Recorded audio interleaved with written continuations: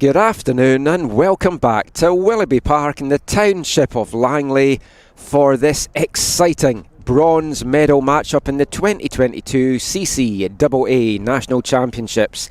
It's a battle between Alberta and Quebec. One of these teams is going to win their first ever medal at a CCAA Championship. Will it be SAIT Trojans from Calgary? Will it be Nomades de Montmorency from Laval in Quebec? We'll get to the starting lineup shortly. I am Michael McCall. I'm joined on the call this afternoon by Corey Basso. For the SAIT Trojans, lining up, number 1 in goal, goalkeeper Marko Ilic. Number 2, midfielder Jacob Hunter. Number 3, defender Stanley Sinaga. Number 5, defender Kyle Rothney. Number 7, midfielder Nico Gonzalez. Number 8, midfielder Solomon Aria. Number 9, forward Brock Mitchell. Number 10, midfielder Tyson Chitani. Number 11, forward Kwasi Oteng. Number 17, defender Jolly Kopo Anomo. And number 21, midfielder Sine Haila. For the Nomades from Montmorency, in goal we've got number 23, Dario Camuso. Number 4, Musa Demba Sissoko. Number 6, Shalom Chimpuki. Number 9, Alexander Marco. Number 10, Ansumane Kamara. Number 12, Ali Tabal. Number 16, Xavier Houndo Richard. Number 18, Malik Manswell Nichols. Number 20, Boubacar Siddiqui Simikin. Number 24, Ibrahim Chami. Number 26, Lise Aguiles Yami. So this should be a fantastic matchup between these two teams. Corey, what are you expecting from this one? I'm expecting a fast-paced, end-to-end, slobber-knocker, barn-burner of a tilt. For me, the SAIT Trojans, along with the Humber Hawks, the silkiest football on the deck. These guys really know what they're doing when in possession of the ball, but you don't ever want to write off a team like the Nomades de Montmorency. A very young squad, yes, but they got a little pepper in the soup. They won't back down to anybody, and they've shown they can get a result here. And as you mentioned, no more incentive needed than the first medal for either one of these schools. They don't want to go home empty-handed. There's serious bragging rights on the line here as well, too. And both squads, I think, are really going to give hell for leather in this one, Michael. So I expect a fantastic, entertaining tilt here at Willoughby Park. Yeah, we were just chatting before the broadcast. For me, these are the two teams that I've enjoyed watching most this week, I have to say. They've played some absolutely beautiful football. And in the two bronze medal semi-finals yesterday, excellent stuff from both these sides. How they got here. Nomades de Montmorency, 3-2 winners over the hosting Langara Falcons in their semi-final. SAIT Trojans, 2-1 winners over the other BC representative VIU Mariners. And we get the action underway here, and the Trojans playing from right to left in this first half in their black and red striped tops and their black shirts, which I was saying to Corey, I preferred their white jerseys with a Trojan helmet on it, but you, with your Italian-ness showing, you love this one. Yes, of course. An AC Milan supporter at heart. And, of course, the vertical stripes here. It's a very sharp-looking kit, Michael. But fashion points go out the window in this one. It's about who can get the job done in the score sheet column. Absolutely. And Nomads wearing the white jerseys and the black shorts, and they're on the ball just now. These are two sides that love to play football the proper way. They both knocked the ball around so well yesterday. Trojans really, really impressed me. I give them the slight edge, I think, coming into this. They've got a bit more experience in this Nomad side, but I think Nomads showed in that first game against Seneca Sting where they were so unlucky. We were chatting about that as well. They can feel hard done by that they're not even maybe going for the gold medal today. Absolutely. And the SAIT Trojans, just piggybacking off what you said, Michael, I'd probably tip the cap ever so slightly to them. You look at their season in Alberta, undefeated, scoring boatloads of goals. A little bit of a shock result against Langara, as we mentioned earlier. They may have been even fighting out for the gold here in this one. So I think you tip just the slight advantage to the SAIT Trojans. But we've seen in the games against, it was a 4-2 victory, but even against Les Rouges, that a little bit of physical play and physical endeavor can undo their silky style of play, so they can be put off the SAIT Trojans. And I feel the Nomads have that energy and that desire, and if they put their best foot forward and are really disciplined in their performance today, they're going to cause these Trojans some problems. I mean, we've built this game up that it's going to be attacking end-to-end stuff. Hopefully it does live up to that, because these games with so much on the line, it can get a little bit cagey. But we've got Montmorency fighting away here in the middle of the park. Ball getting played out to Hondo Richard. He got on the score sheet yesterday and has been such a good player for Nomads in this tournament, winning a throw in for his side just inside the SAIT half. And I said in our last match, Michael, about Hondo Richard that he didn't start that first game, in which the Nomads were very unfortunate not to get a result against the Seneca Sting. They lost on penalties after equalizing in the second half. But when Hondo Richard came onto the park, not just in that first game, but as a starter in the last 2 games, which the Nomads did win, he was the difference maker. Oh my goodness! Just crashing off the post there. I think that was Kamara that fired that off. Ansumani Kamara. I was away to say, for me, he's been one of the danger guys for these Nomads in the games that I've seen. Big presence up first, and that was nearly an early breakthrough for the Quebec side, and they have to settle for a corner kick instead. And it's going to be Yami that is over to send this one into the box. Good movement in as the corner comes in. It's an outswinger. It just gets onto Trojan's head, and they're going to try and get the danger cleared, but Nomads win this one back. I've been very high on the play of Yami as well, the number 26 for the Nomads at this tournament. But just going back to that Kamara shot, we know he has that in his locker. He scored an absolute screamer of a goal in the Nomads' first victory here. So while we were heaping praise on some of the other players on the Nomads, Kamara shining the brightest. Yeah, I liked his presence yesterday. He was a constant threat up front as Yami tries to neither send a cross nor a shot in there. I'm not quite sure he got the connection on that he wanted. For this Trojans team, I mean, you've got to look at Nico Gonzalez. He has been so good for them. I mean, there's a number of top players out there. Gonzalez in the regular season, 7 goals, 7 assists, and he's had a very strong tournament. Absolutely, and some good family soccer heritage behind him. Chilean Portuguese from Calgary. One of the older players on the squad as well at the age of 36, but you wouldn't know it based on his skill and his movement. He's been slugging it out with the spryest of athlete, has Gonzalez, so he'll definitely be one to watch here for the Trojans. Yeah, we were chatting about that because I knew he was one of the older players, and when you told me he was 36, I was like, wow, that is like crazy. And he's like in his 5th senior year here with the Trojans, and he has been the guy that's made them tick. But you've also got to look at Sene Hyla, who was very quiet in that semi-final yesterday.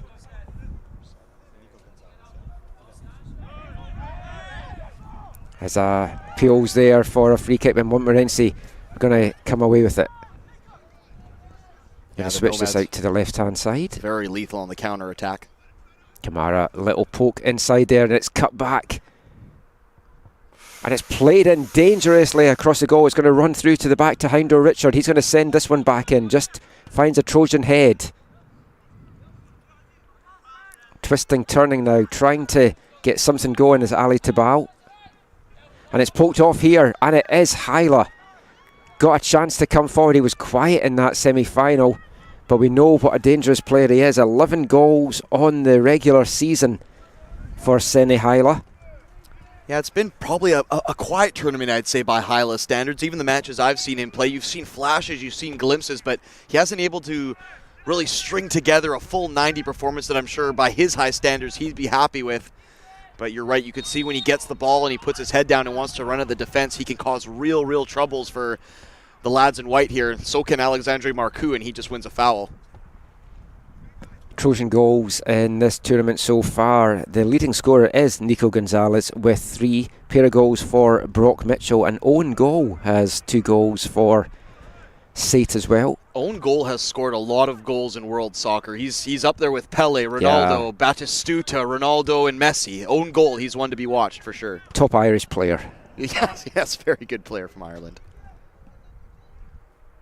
The Nomads all get a chance to send this free kick dangerously deep into the box. It's played in by Chami. It's bouncing about. It's brought down though by the Trojans, and it's cleared by Chitani. Sissoko now turns inside, forced to go back, and the Nomads will build this out from the back. Good long-range passing from Chami as well, and we know he has that in his locker. Also a free kick specialist in their opening game against Seneca. He had an absolute belter on the left foot, so if anything sizes up, Chami will be the man. Another long-range effort. A dog behind the goal trying to chase that ball down. They're trying to save money on these ball boys these days, Michael. It's that tough would be the way to go. times, I mean, yes. I would watch that. Yeah, it's very tough economic times. A handful of kibble is much easier than a day's wage. That's what we are paying Corey this week. A hot dog and a handshake. Well, you're yes, dog sir. sitting, so it's a chance for you to get home and give the dog a little treat, and he thinks you're the best guy ever. I'm trying, man. I'm really trying here. And what I'm assuming is a clock for the players. We've never actually seen the other side of that from the commentary booth. I did remember to start the stopwatch at the start of this one, so I know we are in the 8th minute here. I knew at some point this week I would remember to start a half at the right time. Oh, I look like it hit his hand as it bounced up there, I've got to say. I was just about to say the exact same thing, but the referee. Accidental ball hand. I don't understand the rules anymore, I've got to say. I'm surprised a little bit by the slow start from the Trojans. They're now starting to settle into some rhythm, and they're hitting a few long balls here, but perhaps that was the game plan by the Nomads to just try and shut them up early and see if they can stifle some of their options. SAIT looked like they're trying to find the rhythm now, but it's been a good start from the Nomads. They were so good yesterday. They came out of the block fast against VIU, absolutely dominated and bossed possession in that first half against the Mariners. Got the job done, got ahead early in the 21st minute from Gonzalez. Trojans all certainly want him involved in this one. Remember, if you want to get in touch with us during the broadcast, we love to get the interactive messages. You can get in touch with me on Twitter at AFTN Canada, CD Basso on Twitter as well. Twitter is not your thing. You can get a message to us, aftncanada at hotmail.com. Also, if you want to give us any pronunciations that I am butchering out there, then feel free to do that as well. I was going to say, if you like our broadcast, my name's Corey Basso. If you don't like our broadcast, my name's Michael McCall. You've stolen my shtick from one or two games with Gideon. Imitation is the sincerest form of flattery. flattery. Yeah, we're very much on the same wavelength of stuff here.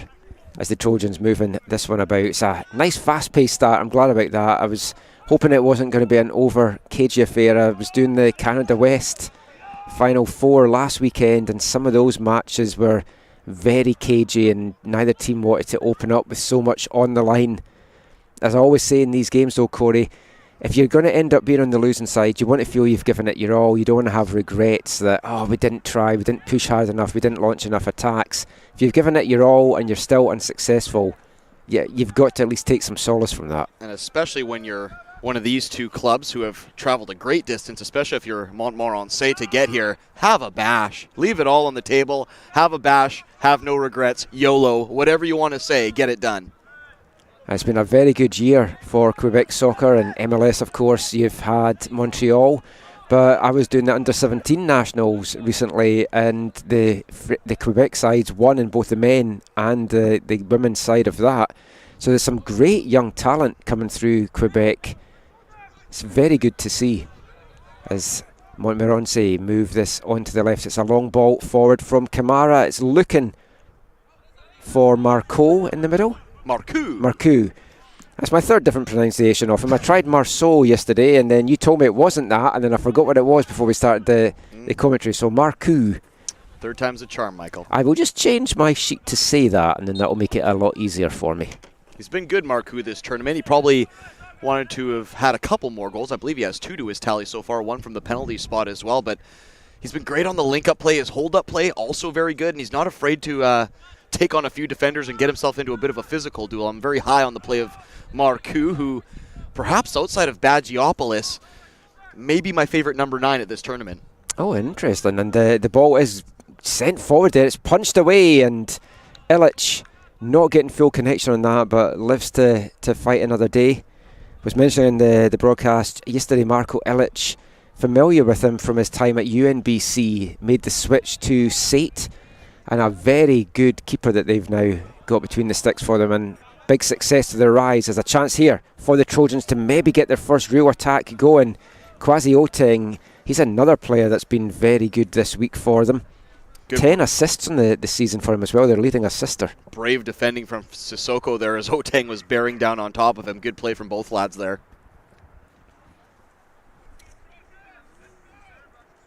Chitani just slowly making his way over to the far corner. we're going to have the fun time as the sun starts to come round during this game and into the final as well. That's going to make it a little bit tricky to see, never mind the tents that block the corner flag. Might be an interesting dynamic for penalty kicks, should it come to that. They have taken penalty kicks in that far they have. west end with the sun let's beating hope they down. do not today if it goes to that. Let's hope it doesn't go to that, though, and we get a winner here in the 90 or the 120, because we'll make mention, if you've been with us all week, you'll know that games that's been tied at the end of the 90 have gone straight to penalties. Not for the bronze, not for the gold medal games. There will be a period of 30 minutes extra time if these teams are tied at the end of the 90. They're going to want to try and get this done over that 90 minutes, though,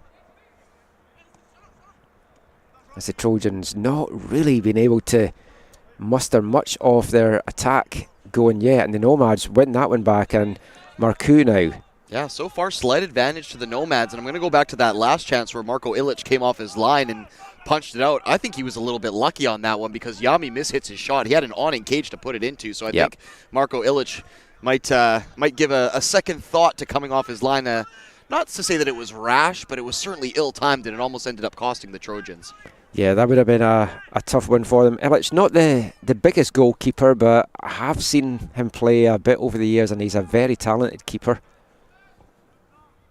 He has got the sun right in his face, though, just now. I'm always amazed that keepers don't wear caps when they've got that. It's just a bit of a bugbear of mine. Yeah, there's only been one real keeper to wear a lid in this tournament, and that was Keegan McKinnon of the Holland Hurricanes. He rocked the beanie for most of his appearances, which not only wins fashion points with this color commentator, but also very, what's the word I'm looking for, practical in blocking the sun out. I've been watching the U Sports Nationals when I've been getting home from this as well, and they are well bundled up in Kamloops with their toques on. Ooh. I've been complaining about the cold all week, but we're really lucky that we've had decent enough weather, and it's an absolutely perfect day out there. The sun is beating down, few clouds in the sky, but it's a perfect day for football. And two teams, as I said, that like to play football the proper way, and it's one back now here by Aria. Long ball forward here for Kwasi Oteng to bring it down. We've seen him get past men from this position so much this week. Can't get past the two men that he's got on him there, though. Oteng, I'm going to compare his style to a player I like, Rafael Leao of AC Milan. He's not afraid to take it in his stride and just run at a defender and dip the shoulder and use his range and his strength and his reach to get past a man. He'll beat you with the basics. He's just so good at it, Oteng. Yeah, and the thing with this attack from SAIT, they've got so many dangerous pieces and they link up really well. But I've got to say, I really like the defensive shape from Nomads in this one. Me too. And that was something that's been evident from them all week. That first game against Seneca Sting, you had the call on that. I watched the first half at home and then took the second half in up here. They were so good, and just giving up one goal against the Seneca Sting side that had come into this tournament after banging an average of 5 goals per game in. Yeah, the Seneca Sting, interesting path to the final. 1-1 1-1 PK wins in both games got them to the final, so you don't want to say that they squeaked or eked their way into it, but you don't go ahead and call it thoroughly convincing either, do you? No, that's certainly going to be a tough task for them coming up in the final, but this bronze medal match is the one I've been most looking forward to from the 3 games today. Corey's had the chance to call the Nomads in their first 2 games. Yesterday was the first time of me seeing them on the mic, and I was impressed by what I saw and just how they came out. And I mean, to be fair, Langara weren't at their best. The Langara that we just saw in that previous game today, the 5th, 6th placement game, was not the Langara that was on the pitch yesterday. But a lot of credit for that has to go to the Nomads, who completely negated those Langara threats. There's a little bit of a knock or something at the back there, but I think nothing too much to talk about, as the Nomads will get on with this. The Nomads are looking a little bit more organized today. Based on the previous games I saw them play, there was no lack of endeavor, there was no lack of industry, there was no lack of pace or desire, but they seemed a little out of sorts at some times. Whereas in this game, ball there for Marcoux, and he's in on goal and he fires one. It was neither on target. I don't know if it was a cross, if it was a shot, if it was just mishit, but Bit of a wasted opportunity there. Good play by Marcoux. Back to what I was saying, though. They just seem to be a bit more structured here, especially moving forward. Do the Nomads. It looks less of a schoolyard game and more of a real proper pitch game here from the Nomads, who look to be beating the Trojans at their own game with some really good play on the deck. It's an interesting point you raise, because the Nomads are doing to the Trojans today exactly what the Trojans did to VIU yesterday, and the Trojans had dominated possession and were just, Mariners had to rely on trying to hit on the counter, and just now that's what it is for SAIT as well. They're just struggling to get much offence going. You wonder, is this going to be a game where the battle's going to be one in the midfield and it's going to be a telling through ball or something that's going to do the damage? I think you've nailed it right there, Michael. These are two teams that really want to play the ball. I think the Nomads might hold a slight edge as far as maybe robustness or what's the word I'm looking for? Real grit, maybe.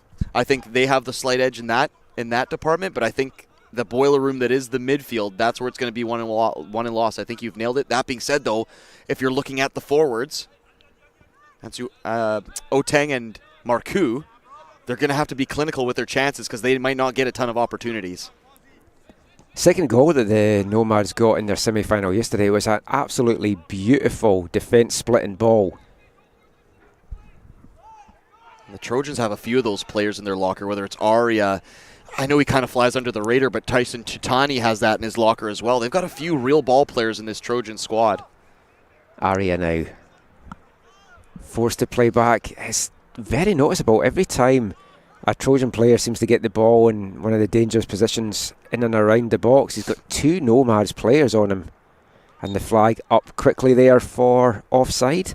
But the Nomads are closing them down very, very quickly. They're going to have watched some of the game tape. I'm sure these two teams were not familiar at all with each other coming into this tournament. They had to learn very quickly.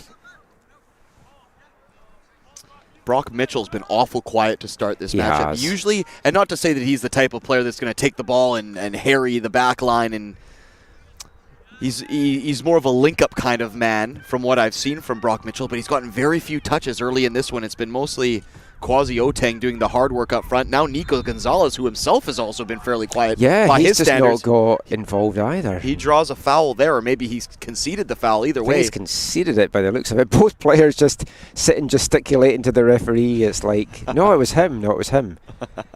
They'll need to get Gonzalez. Oh, no, they're actually coming together after that as well. It's getting a little bit chippy in the early going. You don't want to do anything stupid in the first 20 minutes of a medal match up here. No, certainly not. And it's the Nico. Card's out for Nico Gonzalez. That's unfortunate because it's his first real inclusion in the game. You don't want to see him, one, getting hurt, or two, losing his head, because he can be one of the guys that will stir the Kool-Aid for this Trojan side. But interesting decision there. I'd love to see more of what went on there, because it looked like a fairly innocent coming together, but then there were some handbags and now a yellow card.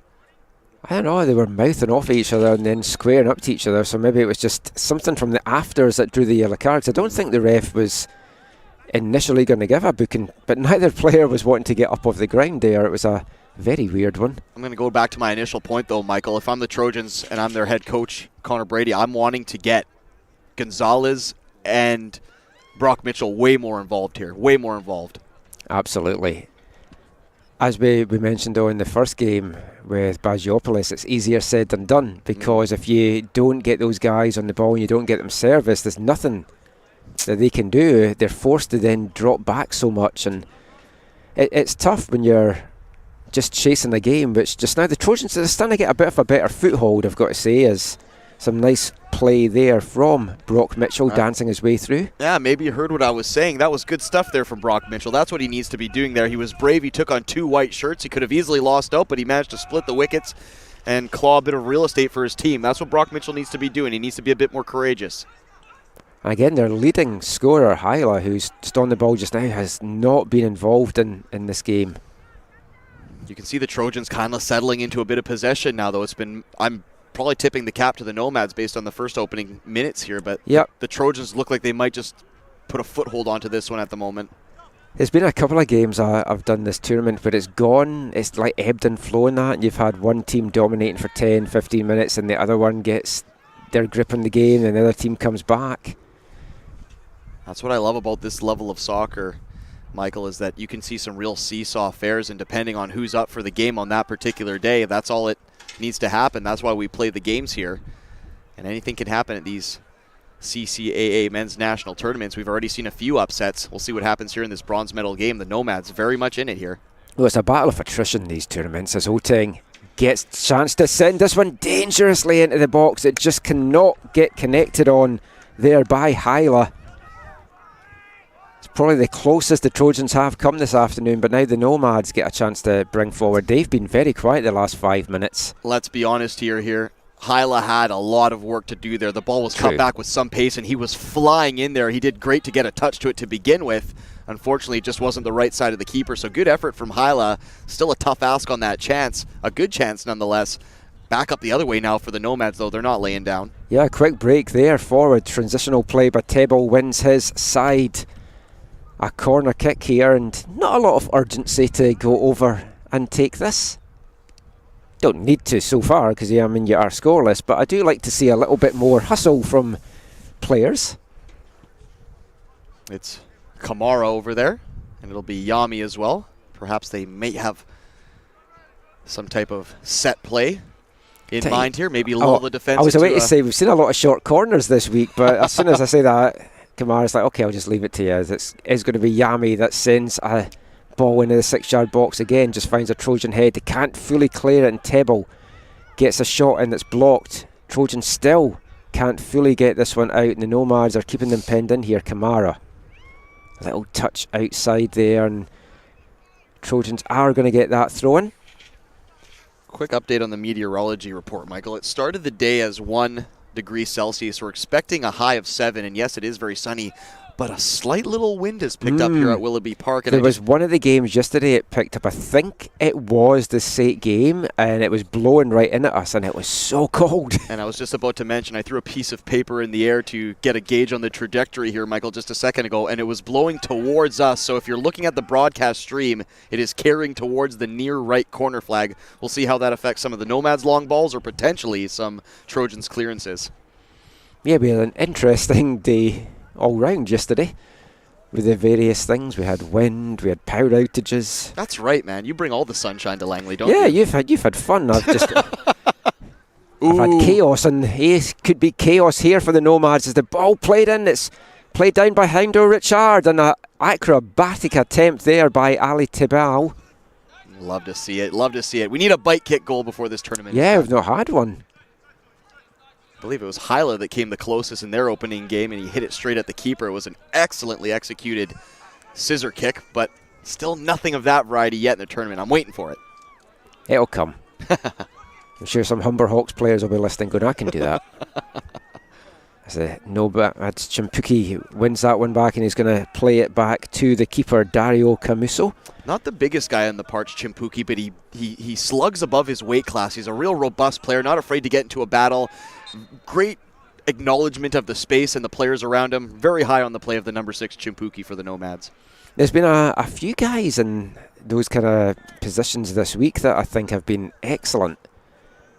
Some good box-to-box guys that we've seen out there across the tournament. If anyone's been watching this week and they haven't been overly familiar with this level of college soccer, I've seen it a little bit over the years. When it was getting held at Douglas a few years back, I was out taking in that tournament. I think that was one of the many ones recently that Humber Hawks won. I was impressed then, and I've taken a little bit. I saw a lot of guys from Pac West this summer playing in League 1 BC, and it's a very good level. And speaking to Langara head coach Mark Rizzardo after the last game, he's spoken about a number of his players look like they could be moving on to the slightly higher level of university soccer, maybe even moving into the pro game. There's been a lot of eyes on players this week, a lot of head coaches out doing some scouting as well from some of the local universities. And that's part of the beauty of the CPL as well, because it offers even more opportunities to players of that caliber who are looking to make that jump up in the collegiate level kind of structure, framework. And yes, Michael, there have been some truly hidden gems out here, especially not just in this tournament, but across Canada. So when you get to see them all on display, all in one location here, It's a fantastic sight, and they're slugging it out here. We're still waiting for our first real gilt-edged chance in the bronze medal game. So far, slight advantage to the Nomads, but the Trojans, they're growing in stature here as the match goes on. They certainly are. And remember, if you want to get in touch with us during the broadcast, you can on Twitter at AFTN Canada or at CD Basso or aftncanada@hotmail.com. We'd love to hear your thoughts on this game and the week that both these teams have had. If you want to give a shout out to any of the players, let us know where you're taking this game in from. If you want Corey to try and call some of the game in French. Oh, God. That's going to cost a little bit extra money. A few extra. I'll get my Google Translate out. Yeah. I'll just type in the phrases. Yeah, we'll see how that goes. When I did the Nationals out in Surrey, they had given us the read-through to do before the match, and it was in English and French. And I said, I don't really speak any French. And they said, I'll give it a try. So I tried it, and I read it to the girl, and she's like, yeah, just maybe stick to the English. Yeah, if there's something in life that I'm pretty sure I can't do, I'm going to defer to someone who can do it a little bit better. Oh, and that's the opening. No, it's not. I thought that was poked home there by Kwasi Oteng. It looked like that had taken a bounce off the post and gone over the line. I think Oteng thought that as well. He was turning away to celebrate, and it just took an unfortunate bounce from a Trojans point of view, and huge sigh of relief there for the Nomads. They do not come much closer than that. The spin on the ball just carries it onto the post, and we've seen some ricochets in this tournament. Look no further than the match last time out where the keeper, Kiriko, was undone by an unfortunate bounce. This time the keeper will probably give his post a lucky kiss. My goodness, it should be 1-0 Trojans. Yeah, Camuso did not know much about that, and the rebound just fell nicely to him. But here's Oteng again with a chance, and a great save by Camuso. A leg stuck out, and he directs that well away from the danger zone as well. That was a fantastic save by the keeper. Yeah, Camuso knew all about that one, and so did Kwasi Oteng. He had all day to size that one up on the left foot, hit it about as sweet as you can, but he kicks out the left digit, does Camuso. Fantastic save there from the keeper. Once again, you could argue it could be 2-0 now. The Trojans have finally sprung to life, and the Nomads will have to be on their best behavior. Two best chances of the game coming in the space of a minute there for the side from Calgary. They're finding their feet now. I'd mentioned yesterday, actually, Corey, that I feel as this tournament's gone on, the Trojans have just got better and better with every game. I would agree, and they're being a little bit more clinical too now. They've taken a while to settle into this one, but they're cooking just at the right time. They got to bulge the twine. Yami sends another dangerous one in the chance, and he's a chance for the Nomads there. It's brought down, but he's going to run out of room. He centres it in front of goal, and that is one that Marcoux is going to want to have back. Oh, I think I'm going to give Marcoux the benefit of the doubt here. I think the central defender had done just enough to put him off. I think it's Jolly Kopo Anomo who had done just enough water skiing, harrying, whatever you want to call it. He did just enough to contort Marcoux's body in a position where he couldn't cleanly take that and open up for the instep. You could say it's hard on Marcoux and he should finish from there, but I'm tipping the cap to Jolly Kopo Anomo for just doing enough last-ditch defending there for the Trojans. Yeah, he's a jolly good fellow for the Trojans this afternoon. Oh boy, I should have seen it coming down Main Street. I should have never said it. I want to give huge credit though there to Houndo Richard, because I thought he had run out of room and I thought he was going to carry that over the end line, but he somehow managed to cut that back, and a perfect cutback it was. That was how their first goal came yesterday, was from a cutback and a finish. Yeah, he was fighting a bit of a lost cause there, Houndo Richard, but you're right, he kept that defense honest. He made them defend till the very last second, and it amounted to probably the best chance of the match so far for the Nomads, and it comes off the heels of two clear-cut chances for the Trojans.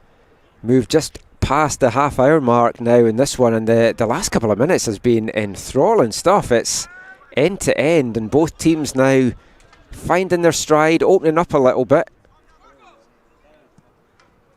As Illich with the long ball up there looking for Oteng, just goes over his head, and you worry when you see a player stretch for a clearance like that. I thought he had come up holding himself, but he seems to be fine there, Sissoko. These are well-trained athletes, Michael. People like me and you would be in pieces after a movement like that. Oh, my hamstring went watching it. It's but if you're the likes of a Kwasi Oteng or one of these Trojans players, these guys are machines. That is true, and they need to be when you're playing 4 games in 4 days. I said it was a battle of attrition. It really is out there. It's tough going. And both these teams, there's so much on the line for them. It's the chance for their schools' first medal at these NCAA. They're used to winning championships. That's what's got them here. SAIT Trojans, 3 times winners of the Alberta Provincial. Back-to-back wins as well. They're really starting to build a good team as Connor Brady. And still a very young team that he's got as well, as is, of course, this Nomad side. Going back to one of my earlier points in the half here. Actually, I'll just let this Nomads attack breathe. Kamara now. Good footwork. He gets his way past Hunter and they send the ball in the box, and Jolly again is clearing that, and the Trojans finally get it up the field and get a little bit of respite off their back line here. Okay, back on my soapbox. The Trojans need to get Nico Gonzalez more involved here. Yep. His only one contribution, and I think that's Nico Gonzalez shoving a man over as I say that. The last time you said he needed to get involved, he picked up a yellow card, and then now he's just pushed somebody over. I'm giving poor Nico Gonzalez the kiss of death here, but I think when the Trojans are going about their business and they're truly purring and in 6th gear, it's when Nico Gonzalez is doing what Kwasi Oteng is doing on the opposite side. And I can't say I am in disagreeing with what they're doing with Kwasi Oteng, because he's getting the better of his man at this particular moment in time. But you feel it's only a matter of time before Nico Gonzalez puts his stamp on this one, if he's allowed to stay on the park.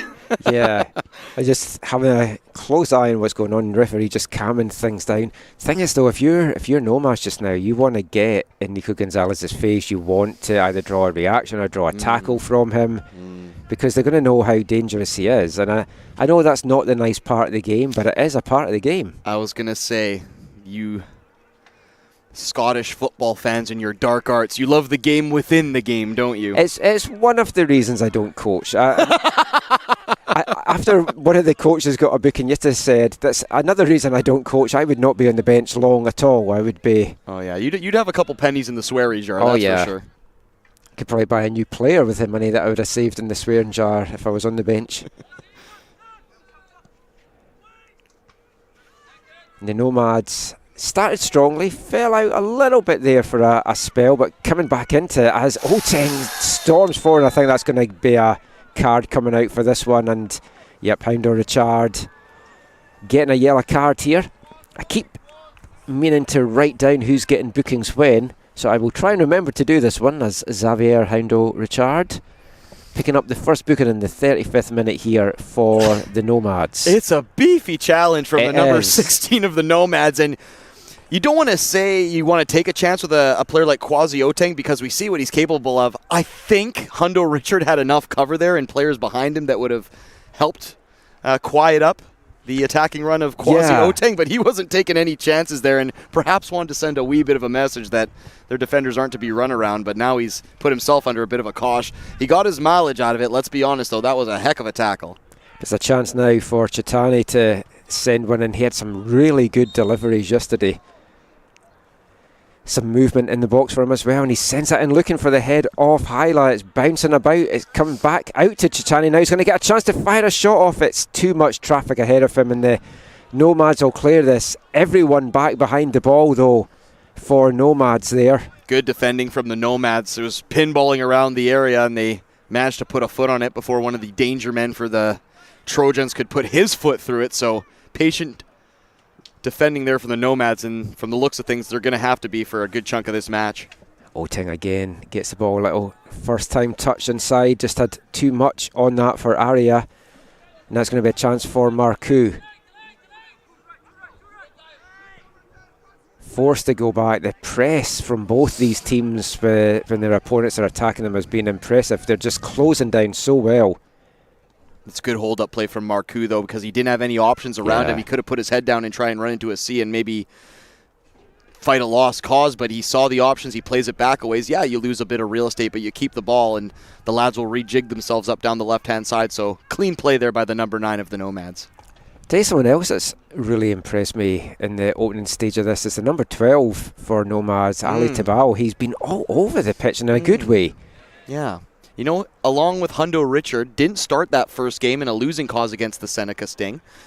But since he has been included from a starting position, Ali Tabal, once again, not the biggest player on the park, but he's brave. He'll put himself into those dirty situations, and he's a key addition to this Nomad squad for sure. do the Trojans have? Did either of these sides have what it takes to find the breakthrough? I say the longer it goes without a Trojans goal, it's advantage Nomads. If they can get this into the half a draw, I think it plays right into their game plan. Whereas if you're the Trojans, you're probably wondering, what do we got to do to break these guys down? Because they've come ever so close, but the defense, as you mentioned, Michael, they've bent, but they've not broke. My worry is, though, the longer it stays scoreless, then the teams are going to get a bit cagier and shut up shop because there's so much on the line. That certainly is the worry from an entertainment point of view, but I don't think either of these squads are here to entertain. They're here to win. They're here to win some silverware, buddy. It's when you've come this way and you've played such a tough tournament, if you end up losing the bronze medal game and you don't go home with anything, it's absolutely heartbreaking. Absolutely. And you don't want to be the club to make a mistake, so they're not being careless or reckless. That might be a yellow card. I've got to say, I like that, but... I'm sorry. As a cynical player myself who has taken many fouls like that, I appreciate what number 5 Kyle Rothney was doing there. That being said, having been on the receiving end of a lot of fouls like that, I can see why the Nomads are a bit stirred up. Well, Houndo Richard in particular, having just picked up a yellow card, is wanting a little bit of payback for something. You know, I think if that's further up the park and if the Nomads had a bit more numbers, that's probably a yellow card. But I think he showed a bit of leniency considering it was at the halfway and there was plenty of options back and nothing was really happening there. But I did enjoy that, I've got to say. Well done, Kyle Rothney. Yeah, everything needs a little bit of comic relief from time to time. But the Trojans are straight back up the field and it's going to be Stanley Sanaga with the throw-in now. Chitani. Good defender, Sanaga. I know we haven't mentioned his name a ton, but sometimes that's a good thing. He's been very quiet but very effective so far. Yeah, I am quite bad for not giving the full credit to defenders at times. You just like the pretty side of the game, Michael. I do. You don't see what's going on in the boiler room. Tabal, he does the pretty and the dirty work out there for the Nomads, and he dances through 2 players and he still has the ball. Go on, son. That was good play from Tabal. Bit of a heavy pass though. Can get played through by Chami to Houndo Richard, but Nomads keeping the pressure on here on the edge of the box. But the Trojans pick it off and they've got a chance to break quickly here, and they've got players that can certainly break quickly. Although the one player that you thought would be tearing up that wing is Kwasi Oteng, who had held back here as the challenge comes in there from Chimpuki. It's Gonzalez who's down on the turf. He's switched sides now. He came to the left field, wasn't getting a lot of love on the right, so he came the width of the park and got whacked for his troubles there. It will be a free kick, though, for the Trojans. And again, it's that side of the game. It's not the pretty side, but when there's a good player, you just leave a little bit extra in, and if you can get away with not coming out of it with a yellow card, all the better. Free kick here, though, for the Trojans. I want to go back to that last foray forward for the Nomads. Oh, excellent play from Ali Tabal. Gives the shimmy and shake and the how do you do to 2 players before a nutmeg and a switch of play. If the Nomads are going to get anything moving forward, it might be off the foot of Ali Tabal, who is looking a player so far in this first half. Some really good talents out there today. For a goalless game, it's highly entertaining. Oh, and a dangerous, not fully clearing that there, the Nomads, and that's going to let Arya keep this pressure on here. But he's running out of room, and again, he's got 2 players on him, but it comes back nicely to Arya, and he's going to send one into the box, but well cleared in the end. Yeah. But the Nomads, again, still defending 2 players on any wide player to try and prevent them getting the cross in. Didn't quite work there, but the Trojans will split this now to the other side. Mitchell. I think it's worked a charm, Michael, what you just said there. They've kept Gonzalez and, to a point, Kwasi Oteng fairly quiet. And as a result, it's kept Brock Mitchell almost silent because he hasn't been able to get any service. He's had to drop deep into the center circle just to get some hold-up touches. So the Nomads have scouted this one, and I like what they're doing so far. A little bit. Yesterday when we had the power outage, I thought it's a little bit tough for the Trojans because if they're not watching the game live, they weren't able to see the first half and how that played out yesterday. So had they seen enough from the Nomads in those first 2 games to get that scouting going? There's a loose one picked up. It's a little bit sloppy in the middle third. There's been some good stuff in the final thirds, but no one's really put their foot on it and taken control of that middle of the park. It's a long ball over. It's kind of looking for Houndo Richard, but didn't really have the direction there. But a giveaway, Yami now You don't want to give the ball away to a player like that on the edge of the box, and he drives one quite over in the end. But as it left his foot, I think we both thought that was a lot closer than it was in the end. He got over top of it, and I think if that just had a bit more dip on it, that seriously troubles the keeper there, Marko Ilic. Good little bit of play there, Yami. The passing options didn't open up for him, so he said, you know what, I'm going to fancy myself here from about 17 yards out. I say bravo, the number 26. Just keeping an eye on Kwasi Oting there. He was just having some discussions with his bench, and the bench are wanting him to do something, and he's pointing ahead that he's not getting the ball where he wants it to be. He's clearly wanting a ball over the top for him to run onto. I think he's got the pace that can trouble the Nomads if they get the right ball to him, but they are closing him down so quickly that he's going to need some support up there if he does get the ball that he's looking for. Can't do it all himself. As the Nomads again try and get something going in the midfield. Yami with a header, and it's flicked on here to Marcoux. Nice turn by the big striker. He's forced to turn inside though. Great hold-up play. Yeah, great hustle though there from Naila, who, I mean, I was maybe saying he's not been as involved attacking-wise I was expecting from him this weekend, but he has put in some good defensive shifts out there. Absolutely. Almost playing as a bit of a box-to-box. He is. Maybe that has the role that they've decided to give him this week, which might be why he hasn't featured so much in the scoring. Oh, that's a nice ball to the back here to Kamara. He let it bounce though, as opposed to maybe the first time shot with the flag up very quickly there. I agree with you though, Michael. Hit that first time, Kamara. Yeah, it's offside, but he just that little extra bounce he let it take to settle it for himself. Be brave, son. Have a lash. Now it's Tabal again on the ball, switching it outside to Kamara. He's had a lot of success cutting inside and leaves the player on the deck as he sends this one in for Hounder Ricard, and bouncing about there, and Marcoux needs to aggressively attack that. He just let it bounce about and let the Trojans clear it, at least put them under a little bit of pressure there. Good service from that far left channel by Kamara. I want to give a tip of the cap to Hundo Richard there, who did everything possible just to claw in front of that defender. He had to make quite a cross-seam run just to get on the inside of Stanley Sanaga, who is no pushover by any stretch of the imagination. So good hungriness there by Hundo Richard, which we've seen from him in this tournament. Good setup play from Kamara as well. But once again, the tail of the tape for both squads, just missing that final little touch to put it in the back of the net. Kamara, for a big guy that you'd think, oh, he's going to play through the middle, he's going to be your big target man. He's so good out wide. He's got that, just drops the shoulder and just lets things go as Aria trying to dance his way through. Saturday Night Fever. Yeah, it would have been a nice little fin if he put that away. But we are moving now into stoppage time. We'll keep an eye on the fourth official down here, see how much time is going to get added on. None whatsoever is the answer. You love to see it. Yes, that first half's flown by, Corey. I've really enjoyed it. It might be scoreless, but it has not lacked for entertainment. No, not cagey, and that's just what you want. Chances, goal line clearances, a post. But I think, as I just summed it up there, you've seen quality from both squads. You've seen structure. You've seen some good defending. But what you haven't seen is that final decisive ball, that little bit of quality that is going to put this one over the top, I think. Deservedly so. I think they both go into the locker rooms 0-0, and I think they'll both be happy with that first half performance. But certainly they'll want to do a little bit something extra, perhaps some new personnel. Who knows? We're seeing two tired squads out here. I don't think they look tired, but perhaps they are. We'll see what changes come at the halftime locker rooms. I don't know, I'm watching some of the players coming off just now, and they do look like they've put in a shift. I'm just looking at Hyla there, and he is like, looks dead on his feet, I've got to say. So we'll see what the second half has in store. Go stick the kettle on, grab a chocolate digestive. We'll be back in 15 minutes.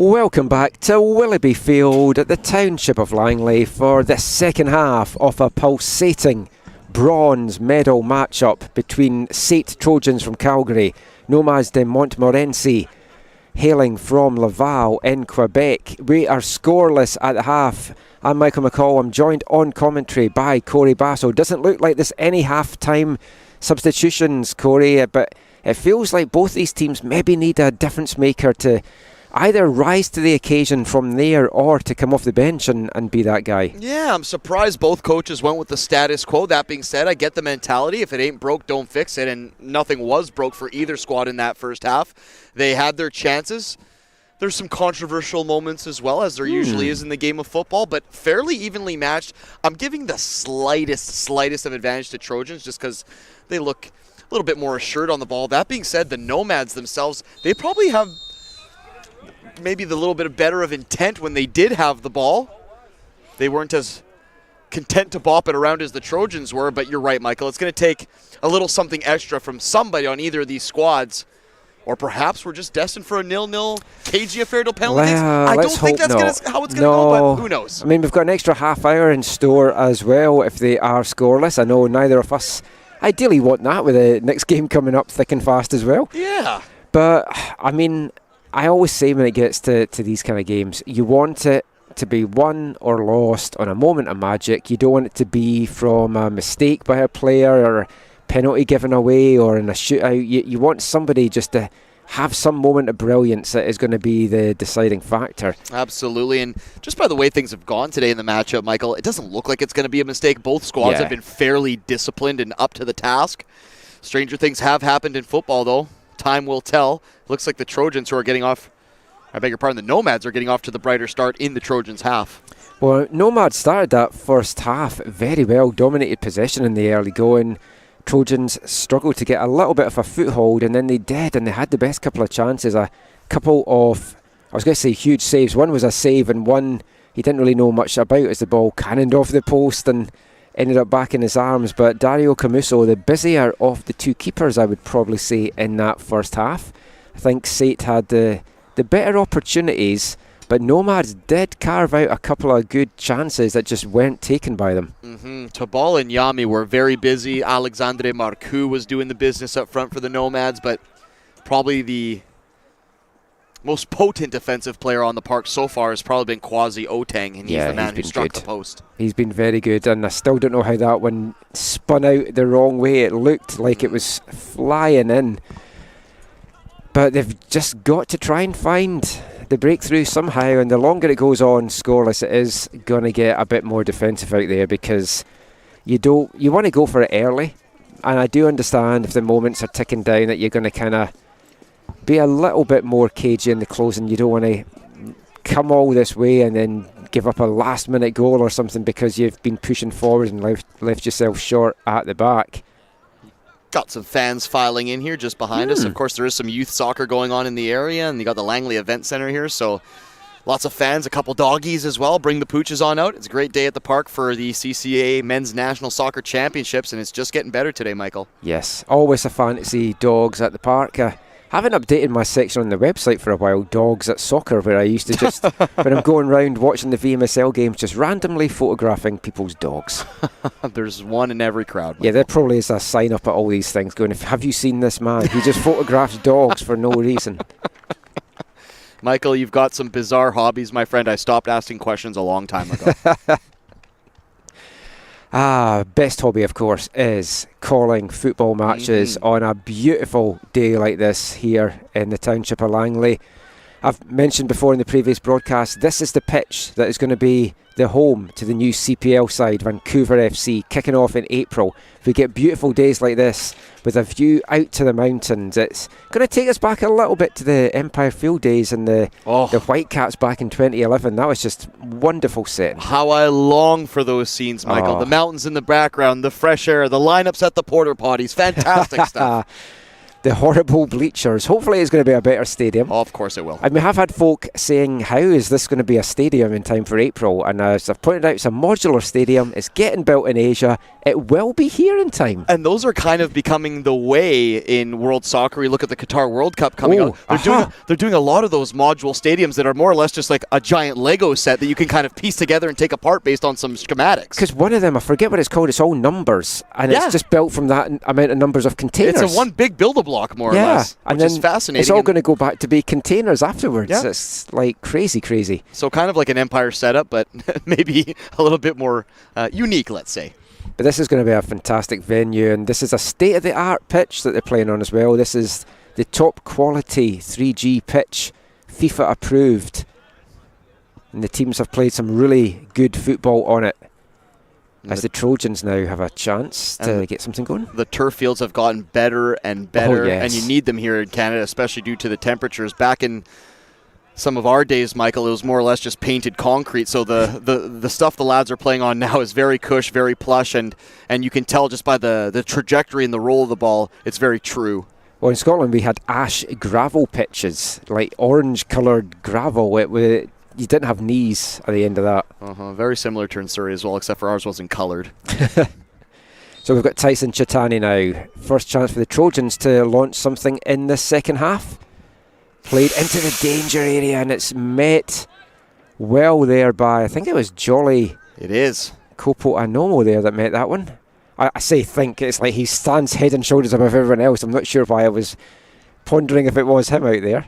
No, it certainly was, and you know what? He got the technique right. He just didn't get enough sting, enough purchase on it, because he had gotten inside of his man. Good job there from the skyscraper center back for the men in red and black. 6'4", biggest player on the side by, I was going to say 2 inches. Solomon Arias, 6'3", so.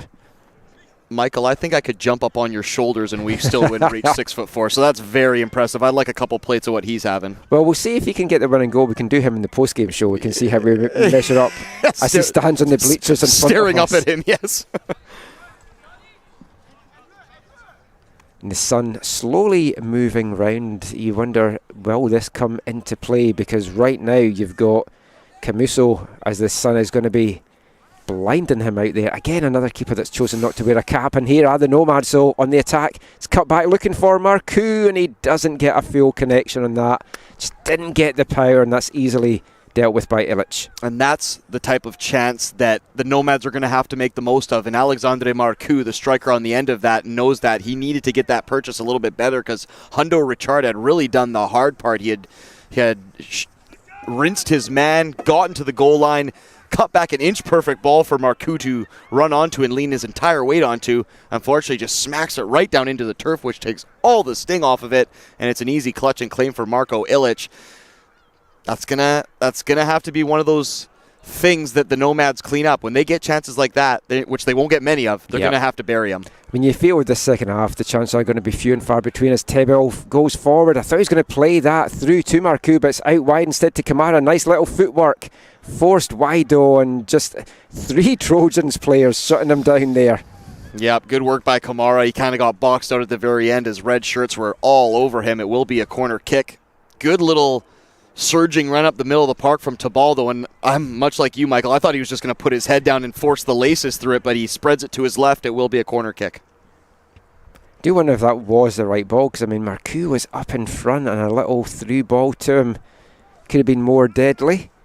Hard, of course, just to come up with that split-second decision as the corner comes in from them. Oh, Nomads right under the crossbar and forcing Illich to fly across his goal and knocking the goal off the goal line in the process. That was a very, very dangerous corner kick that came in. I know you'll like this one, Michael. That was a Roman Reigns super punch to clear that one. Illich was taking no chances at that near post. He thumps it right back where it came from. It'll be another corner kick. Such a dangerous one for a keeper to deal with. I was curling straight in as well. And another great delivery in here. And Illich again having to be out acrobatically fisting that one away. For me, that was better than the first one, because he was kind of falling backwards and scrambling a bit, but he just got enough to put the knuckles on it. The Nomads, who are enjoying the better better of the ball to start this second half. They're going to make a substitution now. It looks like El Mutakil will come on for this one. Shortly, anyways. Yeah, he got the start yesterday for the Nomads. I think the Nomads have been one of the teams that's maybe mixed up their roster the most from starters and just given some fresh legs out there, and it's paid off for them, you've got to say. As they win a free kick here, this is a very dangerous position, and another card coming out. I guess that's for kicking the ball away as well to Jolly Copa Anomo there. I'm just basing it was from kicking the ball away because the challenge didn't really look like it was that. And it's an interesting one here, yeah. You took the words out of my mouth, Michael. Marcoux, he is holding his groin though. Ooh. So I don't know if he maybe pulled something you just when wonder, he had that shot. He's been in the heart of everything positive, and yes, he probably would want back some of those sclaffed efforts he have. El Mutakil, take nothing away from him. We know what he's about. But you just wonder if that lack of a true number 9 will come back to bite the Nomads. He's now on the physio table, is Marcoux, so it's definitely a physical swap. Yeah, I mean, we could see him back there. Wasn't sure if he was just like holding his groin, had a little itch or whatever on the way off, but it turns out that he looks like he's getting a bit of treatment. So we'll keep an eye on that, because obviously he can come back on, and he's been dangerous player for the Nomads, as has Kamara, who's standing over this one. And he takes a high one that didn't really have the direction or the angle in the end and just sails over. Didn't really have enough sting on it too. I think even if it had been placed, Illich would have had an easy time with that one. It was almost like a floated cross to the back post as opposed to a driven free kick shot. So Kamara, who we know has an absolute cannon for a right foot, he scored a cracker in this tournament already. Oh, and Gonzalez, a little shove in the back there. He has to watch. I could have seen that being a yellow card, I've got to say. I'm with you in that one, Michael, because Gonzalez is already in the book. That is about as blatant a two-hander from behind. There's no way he was even getting close to that ball, and he had no desire to even pretend like he was getting close to the ball. It was needless. He sends Manuel Nichols absolutely flying, bottom side over tea kettle. So Nico Gonzalez, he certainly caught the watchful eye of the referee. I'm sure he will need to watch himself. I'm sure that is a last warning for him. If he does anything else, there's going to be a second yellow coming. And the problem for the Trojans is they need him out there. So you could easily say, let's sub him off, make sure we don't lose a man, but you need him out there. You know what? I think that might force Connor Brady into a substitution, because if you look at the contributions over the whole, and this is no disrespect to Nico Gonzalez, who himself has a very high standard. I'll hold on here, Michael. Yeah, dancing through again, and it's a chance here, and it just misses. I think it was Tebble. Couldn't quite see in the sun, and it was Tebble there, allowed to run at that defence, and that must have just missed by inches. I said it earlier in the matchup here, if anything positive comes on the counter-attack or through the dribble, it's most likely going to be Ali Tabal to be doing it, and he was brave there, and no Trojan player really stepped to him. He took the space that was given to him, and his effort goes just wide. I just want to go back to the Nico Gonzalez point we were making, Michael, or maybe I'll hold on as here come the Trojans. Chance here, it's sent in by Oting, and it comes through to Gonzalez at the back post. He squares it back to Brock Mitchell, and a great save. Another big leg save there from Camuso, keeping his side in this one. I thought Mitchell was going to pounce and put that one away. Great save. Play of the match so far from the keeper. Excellent stuff there, and it comes on a good setup from Gonzalez, who I'm saying was probably losing his discipline. You're not going to get the chance to finish this Gonzalez point. It's just non-stop action right now as Gonzalez tries to send one in, and it's going to be another throw in here for the Trojans. But that's why you need to keep him out there. That's what he can then offer your team. Exactly. I was going to say maybe he was better suited for a role on the bench just to calm himself down, but he shows he can spring to life just like that. So, and a good ball in from Oting to set that chance up. Mitchell very more involved in this game, and it falls to Hyla in front of goal. He can't bring that down. It's back to Gonzalez. Flag stays in. It's played across to the back post, and it's nearly tucked away by Kwasi Oting. He was inches away from getting a foot on that. I had looked over to the linesman because I thought the flag was up when the ball went through to Gonzalez, I've got to say. So did the captain for the Nomads, Chammy, but he was actually the man keeping him on side. He was rooted right to the goal line with his hand up, keeping the man on side. And Nico Gonzalez, after getting a bit of a tongue lashing. A sore one for Aria, straight in the face there. They're calling for the trainer, but Aria's saying, no, I'm okay. I'm okay. Just a little bit shook up. Gonzalez has sprung to life, though. He's had an opening 50-some-odd minutes to forget, but those two contributions are just what the Trojans might need to take it over the top. Gonzalez probably thinking, I need to step up my game before I get sent off here, make an impact. Oh, well, he was playing with fire a few times there because he was in the referee's ear. He was making no friends with the Nomads defenders, that was for sure. We're just going to have a wee stoppage here. It'll probably be a drop all the way to the Trojans. Aria is forced to go off here. I wonder if there's a bit of blood that's forcing him off. In discussions with the fourth official. I have this discussion a lot with Gideon that I do the games with. You never see contested drop balls anymore, and it drives me nuts. There's nothing better than a contested drop ball. You want to see a good Roy Keane versus Vinnie Jones drop ball where they're trying to take each other apart before getting the ball. Exactly, yes. that's football. See, I could be okay without that, Michael. I'm a purist. I could be totally okay without that. Yeah, but you're a purist coming from watching Italian classic football. Yes, which boring defensive play, some may say, but compared to Scotland, it's ballet in comparison with physicality. You've not watched East Fife. Okay. As a Nomads player down there under treatment, and it's going to buy them a little bit of breathing space at the back there as Manswell Nichols coming up very gingerly. We talked about this in the first game, as these go on and the tackles come flying in and your body's already banged up. They hurt a bit more and it's hard to run it off. The Nomads are going to make a substitution here shortly to try and liven things up. It's going to be Rayan Shimoun, the one player who I was looking at the names beforehand. I was like, oh, he didn't play yesterday. That's fine. I didn't have to try and attempt that name, but getting the thumbs up from Corey. Yep, he was in both of the opening encounters for the Nomads. Busy player.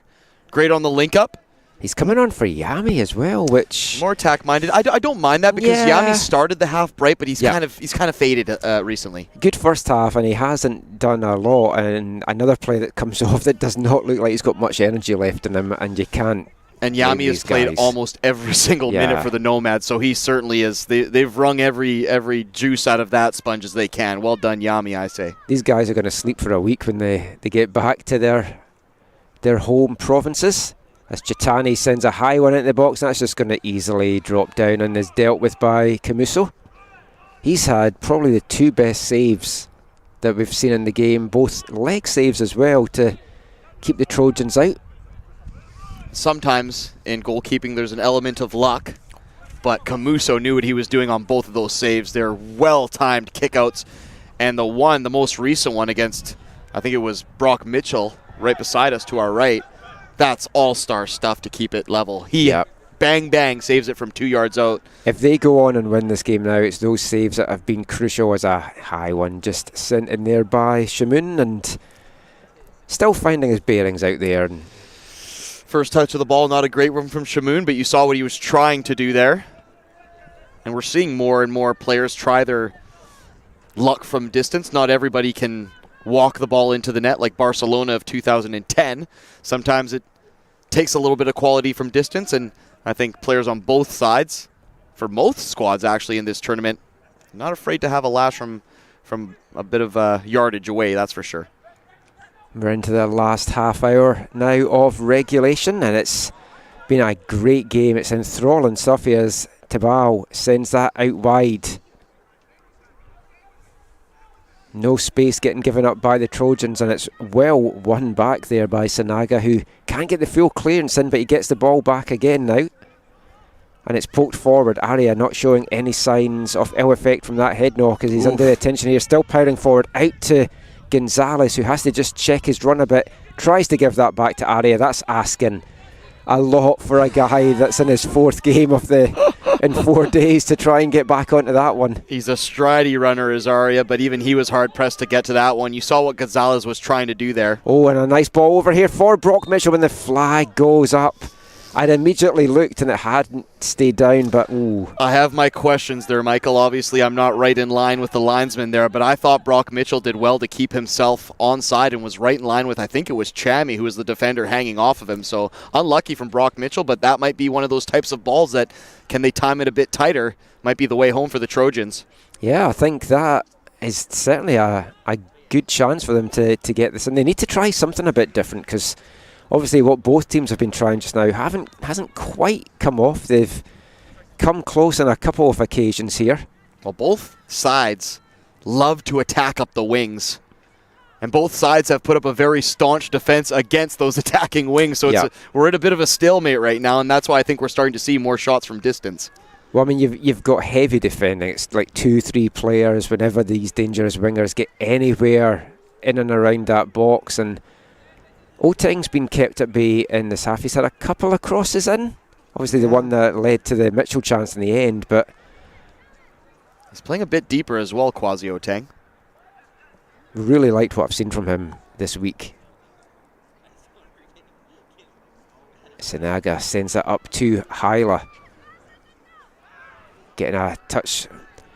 Saw Hyla coming out. Oh, he's staying down as well. It didn't look much in that. Referee playing on though, and Nomads playing to the whistle. No point playing it out if the referee's not wanting to stop the game.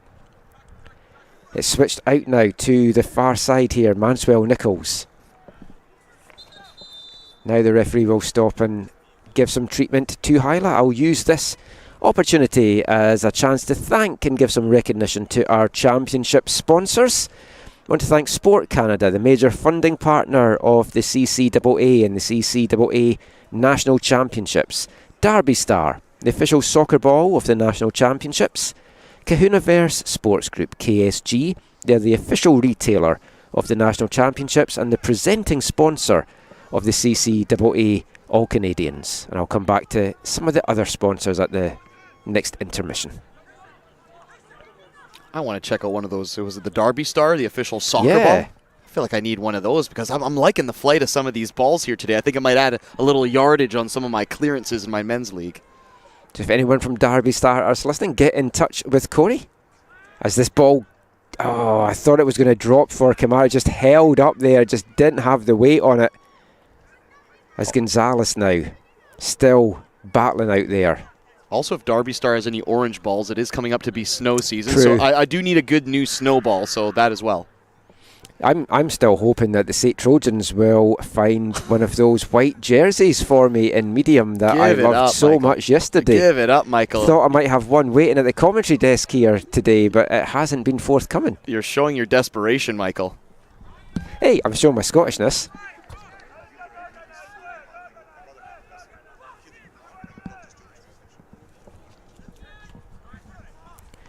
Long ball forward, but just to our Trojan heads, and Gonzalez flicks that one over. He had a little bit more height and that Mitchell would have been in there, and that would have been a dangerous one. Kamara's dropped very deep at times. Yeah. He's been very good. I've really liked what I've seen from him from yesterday and today as well. I like Kamara as well, but he's playing a lot more centrally. You're right, usually more of a winger, but he's good on the ball. He's robust. He can hold a couple players at arm's length, so I don't have any problem with him playing in the middle of the park. It's just whatever happens to suit the Nomads at this particular time. Oh, and a nice little flick on here, and it's a chance for Shamoon. Under the attention, though, of Jacob Hunter. Unfortunate there. A lot of yelling out there. I can't quite see what's going on because of the tent in the corner flag. Yeah, it sounds like it went against the Nomads. Tough for Shamoon there because he had found himself in a good spot, but there were no options there, so he had to delay just ever so slightly, and that welcomed the backtracking runs of the Trojans. Yellow card now for their bench. To the bench as well, and I think it's one of the coaches. It's not the head coach Francisco Vela, but I think it's one of the other coaches down there in the orange jacket. Hopefully it's one of the other coaches and not one of the subs waiting to come on. It's the Trojans bench. We got Vela just down below us. So yes. It's probably Connor Brady who got reprimanded there. It up there. Connor Brady got reprimanded there, or somebody on his coaching bench. Now I don't know, because I think Brady is still up because one of their coaching staff also got a yellow card yesterday, and I think it's the same guy. Oh, there you go. So he's on 2 yellows now. Good tournament for him. Yeah. Yellow card accumulation for a coach. He'll be suspended for the next tournament. All jokes, of course. It's easy to get fired up during these matchups. There's so much on the line, so we forgive the coaches for getting a little excited. You forgive me as well for mixing the benches up just now. The sun's in your eyes. I saw it. I'm glad you're doing the last game, I've got to say, as the sun moves its way around. I'll have to go back to the car and get my Ray-Bans. I've got my sunglasses on. It's not helping. Tussling away in the middle now. Again, the midfield battles haven't really seen either team come out on top. It's been a bit scrappy in the middle of the park at times. Tabal, though, again involved there, and it's going to be a chance now for the Nomads. I think the Nomads have been the better of the two teams here in the second half. They've held on to the ball. They spent more time in the opposition half. That being said, great kick save from Best chances, though, for the Trojans. Yeah. That's kind of mirroring what we saw in the first half a bit. I'd say through the run of play, probably the Nomads, but as far as Gilded's chances in the second half, 100% the Trojans. And I've got to say, the way that I saw the Trojans just boss VIU yesterday, I'm mixing these games up now. Yeah, it was the Trojans that were playing VIU. They just bossed VIU, and they've not been given the chance to do that today, and that is full credit to this Nomad side. Yeah. I mean, this game, you'd be a brave person to pick a winner in this. It does have that feeling that we could be going to an extra 30 here. Yeah, it is just starting to set in. We are past the midway point now of this second half, just over 20 minutes to go, and Aria's been in the wars out there this second half. He certainly has. He has been beaten from pillar to post. He has taken a licking, but he has kept on ticking. Living up to his character's namesake in Game of Thrones with the pressure that Aria is under. I don't think Corey's a Game of Thrones fan. I don't watch much TV, Michael, so that one went straight over my head like some type of dragon. Is that a Game of Thrones reference? Yes, that's good. I'll take that. See, I can be topical. Well, I don't know how topical it is. I've been referencing Spinal Tap and stuff from the 1970s this week, so that's fine. That's more my speed. I'm appealing to the young kids. That's more my speed. More Spinal Tap references, please. We have a quickly taken throw in here, though, for the Nomads. Almost said the game's gone into a little bit of a lull. It's not in terms of the passion being shown, and another challenge on Aria there. Count his bruises after this, because it's become a combat sport in the last 5 minutes. Aria's been down on the deck more than he's been on his feet. The lad is getting beat up out there, but he looks like he wants to carry on. It's more battling, I would say, than end-to-end skill right now. It's a lot of battles, not full-out war just yet. Hunter now, he's had time to run, but he's kind of boxed himself in the corner, and I thought they'd won a throw-in from that, I've got to say, but that was good defending in the end by Manswell Nichols. No nonsense defending is what that was. He was not letting Mr. Hunter get anywhere close to the net. Nice little touch obviously off him as well, which was very well done. There's some really tired looking players out there just now, I've got to say. Kamara, who's now switched over again to the left hand side, does not look like he has a lot of energy left in him. And Aria another cruncher on Aria, but game gets on, no foul. There's just a heavy challenge, and Kamara, who I just said had no energy, now on the ball and just seems to find the energy. Aria is going to need a cold shower and a cigarette after this one. My goodness, and probably some Vicks Vapor Rub and an ice pack. He has just been hammered this last couple minutes. I think it's starting to take its toll now, though, because he's bent over a little bit, and he's had a ball smack him in the face a few minutes ago as well. And I'm not sure that he had his left knee taped in that first half. If he did, I didn't see it, but he's got a tensor bandage on the top of I think you're right. Almost the thigh there for Aria, so we'll have to watch it. I'm just keeping my eye on Kamara here, because he does look really tired out there, but then from nowhere just seems to find a burst of energy, as so have the Trojans just now, as Hyla plays one through looking for Oteng. Mitchell gets it, plays it through to Oteng, touch on the outside, and again no chance to get any space at all.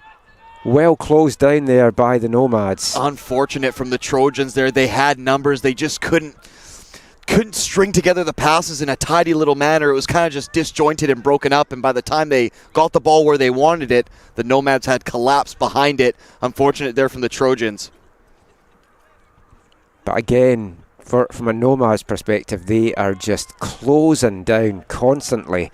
I mean, the defensive shift that this team has put in, we're always talking about these exciting attacking players, but there's some solid defensive units.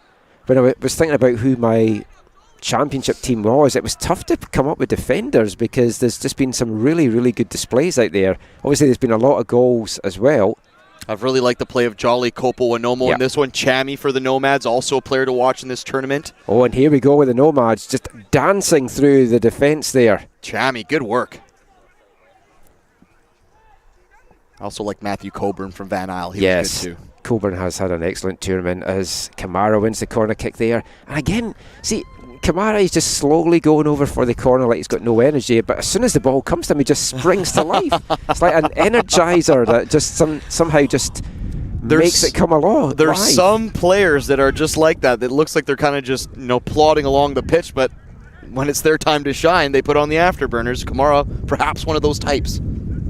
As the wind springing up again, you can hear it in the mics. A dangerous curler in, forcing Illich to scramble there, and he tips. I thought he tipped that behind for a goal kick, but it appears. Sorry, for another corner, but it appears to be a goal kick there. Yeah, perhaps it came off a white shirt there, because I agree, Michael. It looked like Illich had kind of just poked it across the line. Maybe that wind that we just mentioned, Michael, helping that ball into the back post, because it definitely handcuffed Illich. He had no answers for that one, and it's only by the grace of gravity and a good clearance by his defenders that he wasn't more troubled by that one. I think I got a little bit too cocky and took my jacket off 20 minutes ago. I'm regretting that now. It's going back on. The arrogance of you, Michael. As Aria, despite being in the wars, he's on the deck again there, but powering forward, setting up Gonzalez. It's inside. Little touch there from Mitchell. It's back to Gonzalez, who swings wildly at that one and puts his arms up. He knows he should have done better. It was carrying away from his body, and he tried to just get that right boot over top of it, but he just slices it over Camuso's net. Aria in the build-up, almost looking like a bad guy in Home Alone now, getting hit with paint buckets. He's just getting walloped left, right, and center, but the poor lad, he keeps getting up and he keeps on playing, so kudos for me for the number 8 in red and black. I mean, I think I might have him in my lead just now as my Trojans player of the game, I think. Absolutely for me, as far as a shift put in anyways. Maybe not the end product he wants, but no lack of effort. And you mentioned off the top of the broadcast, Michael, these lads have come a long way. Have a bash. Solomon Aria is having a bash. Yes. I said you don't want to have any regrets after this match. I don't think either team will. Nope. I think they've both put in a good shift. You're always going to be maybe a player that feels, I could have done that, or I could have done that with a certain shot or whatever. As Kamara again seems to find a second win, but it's touched away now as Mitchell looked for that cross-field ball to Oteng. Now it does find Oteng, but it's a little bit too far ahead of him. He's got a lot of running in him, but that's a lot to ask for when you are in the 77th minute of a bronze medal matchup in your 4th game in 4 days. Oh, wow. Wow. I can't even imagine, Michael. That is extraordinary once you see it all kind of laid out in front of you. So much travel, so much time put in, and of course they don't know the schedule until all the matches are played in the day, so they find out what they're doing, what bracket they kind of sit in. So you don't know who you're playing. How do you game plan? It's impressive that there's still enough gas in the tank for either of these squads, let alone we got the gold medal coming up here shortly. And it hasn't taken back any of the entertainment, because sometimes when you get to this stage of the tournament, and you see it in major tournaments for the World Cup, all the good plays in the groups, and then by the time you're at the knockouts, everyone's out of steam, and it's a lot of cagey affairs. Well, yeah, because there's so much on the line, and you don't want to make the mistakes. The teams play scared. Neither of these teams have played scared at all. And it's been fantastic. And I thought it might start to get a little bit more sort of balanced and just defensive as we moved into the final stages, as the Nomads still pushing there. They're going to win a... No, they're not going to win a corner kick. It's going to be a goal kick. No, it was actually a really good call by the linesman and the referee. El Mutakil did ever so well to kind of canter into the area. It looked like a bit of a rash tackle. I believe it was Kyle Rothney that put it in, but the deflection comes off his backside, back off El Mutakil, and wins a goal kick. So good play there by Rothney. Good play here by Nico Gonzalez. Little give and go with Mitchell, and wins a throw-in, which is maybe the best he could have hoped for from that scenario. Yeah, the ball was a little bit behind Gonzalez there, so I think he was actually happy that the defender poked it out, because it looked like he was about to be dispossessed. Hyla forced to turn back, gives it to Hunter, who sends a dangerous one in. It's not fully cleared either. It's poked in by Aria. Back to Aria now. Oh, he was lining up to get the shot in. What a sliding challenge that was. I think it was Chimpuki. It was Chimpuki. Wow. You took the words right out of my mouth. That is meat and potatoes defending by Chimpuki. It looked like Aria was going to have all day to open up his body and just pick a side on Camuso, but then from out of frame comes Chimpuki, 2 feet and all, and wins the ball. It's great play from the number 6, who I've been high on throughout the tournament, and he does it there in the defensive end. You have to time that right as well, because if you're going in 2-footed to a player in the box and you're in the closing minutes of a medal match and you mistime that tackle, wow. It was poor Aria as well. Of course. Who was probably like, not again. He's probably like, here we go. Yeah, not again. It's been a battle, I'm bruised, but here's my chance to be the hero. And then from nowhere, Chimpuki comes in as the players are wanting to kind of regroup. The referee's not letting them. They're wanting to try and get some water here. It's actually Nico Gonzalez has gone down with a bit of cramp. He's going to pick himself up and just hobble on as Should Gonzalez. probably stay down there to let his teammates get the water that they're clearly wanting as well. So, but they're quickly onto it now. As Mitchell's out to Gonzalez, who's back down again. Yeah, Gonzalez and Aria have just been hammered in the second half. Those Nomads, old bones. Oh, the Nomads have been using them for punching bags. And Gonzalez, we had both noticed. I'd noticed Hyla, you'd noticed Gonzalez coming out a little bit limping and not totally free moving after half time, as Mitchell still has a lot of energy in him.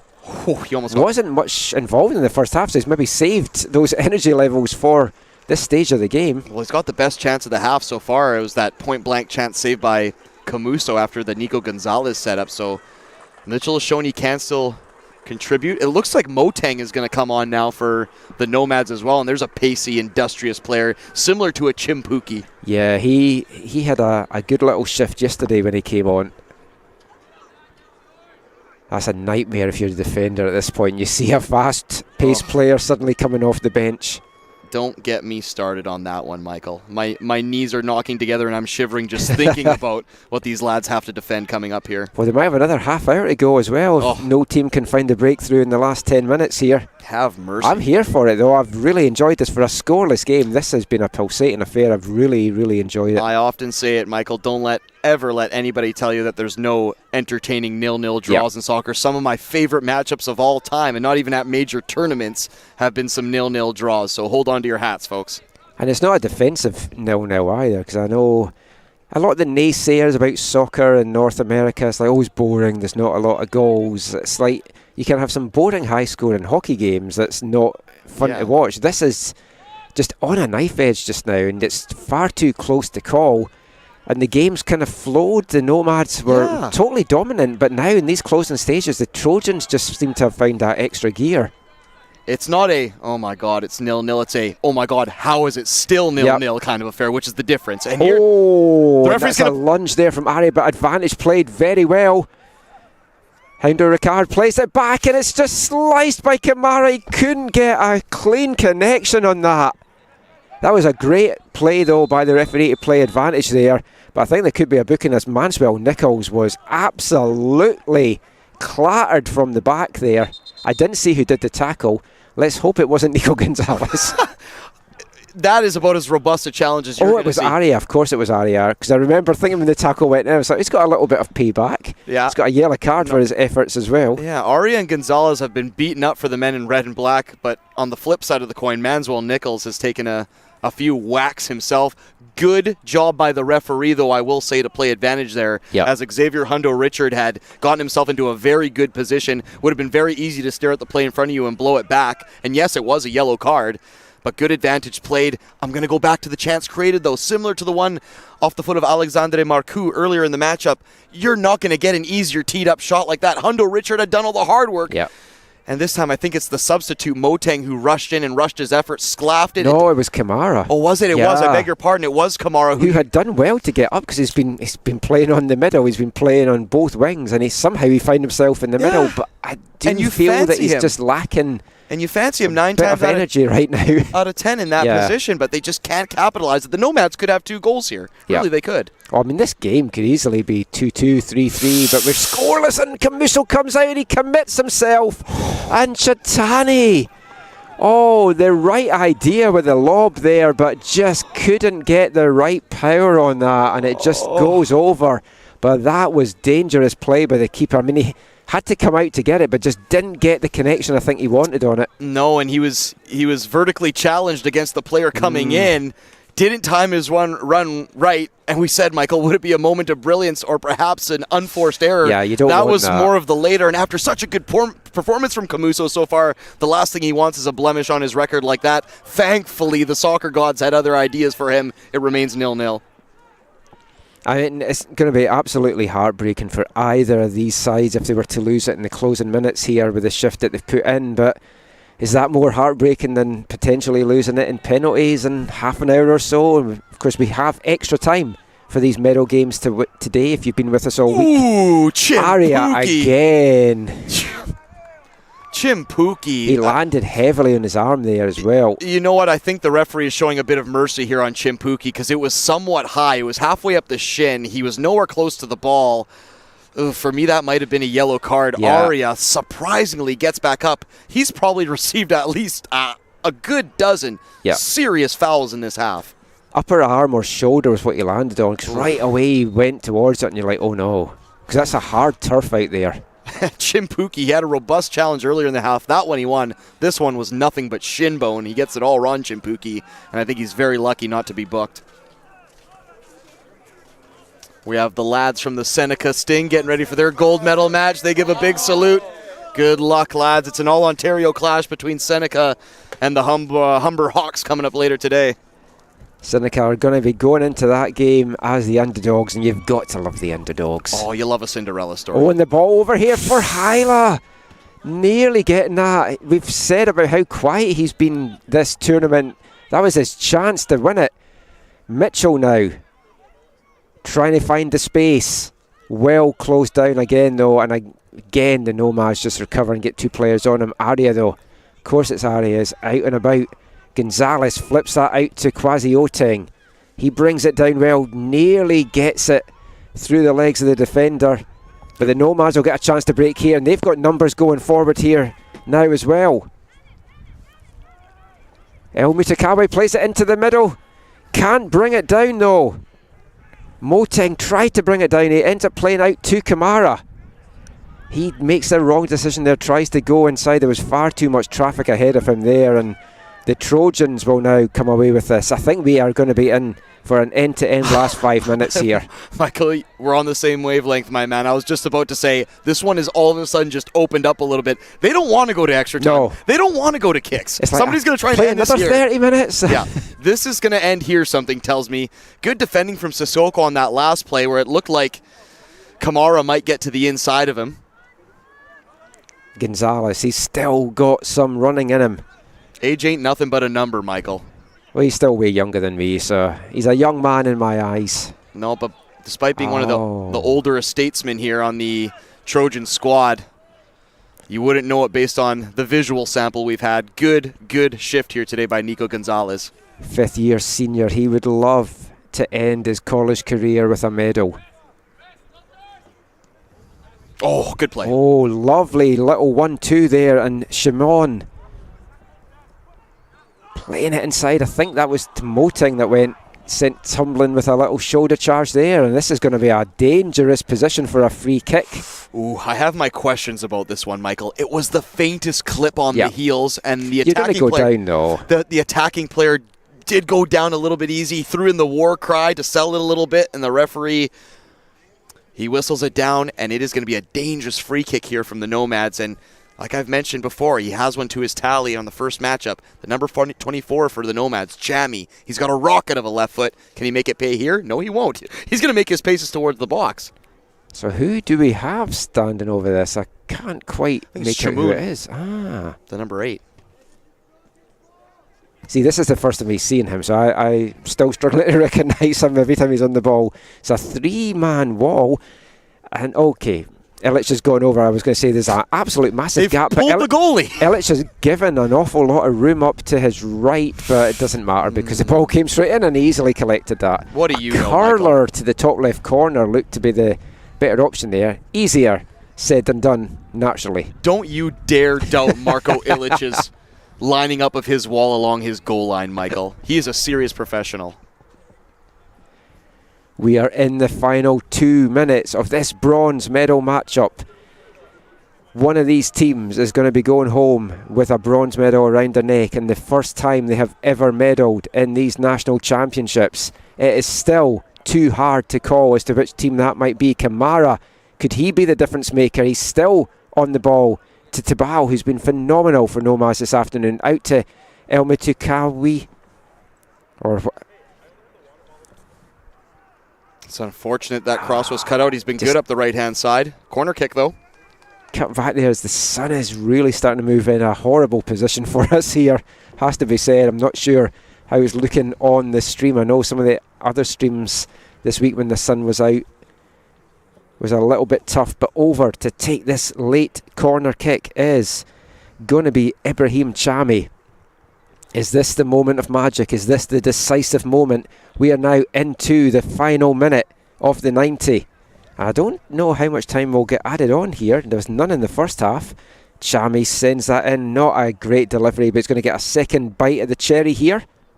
Sometimes it's those near-post, fast-hit balls that cause the most problems, Michael. So I can't say I had a problem with what Chami did there. He just needs to get in an area where his... Want to get a bit of height, though, especially when you've got a man like Kamara there who's moving around the ball. Comes in towards him. Ellis just flapping at that. And Gonzalez gets to it and clears that away for the Trojans. But the Nomades, it's sent back in by Tabao, and it's just going to run into Marco Illich. We're keeping all eyes on the fourth official here. We are into the last 15 seconds.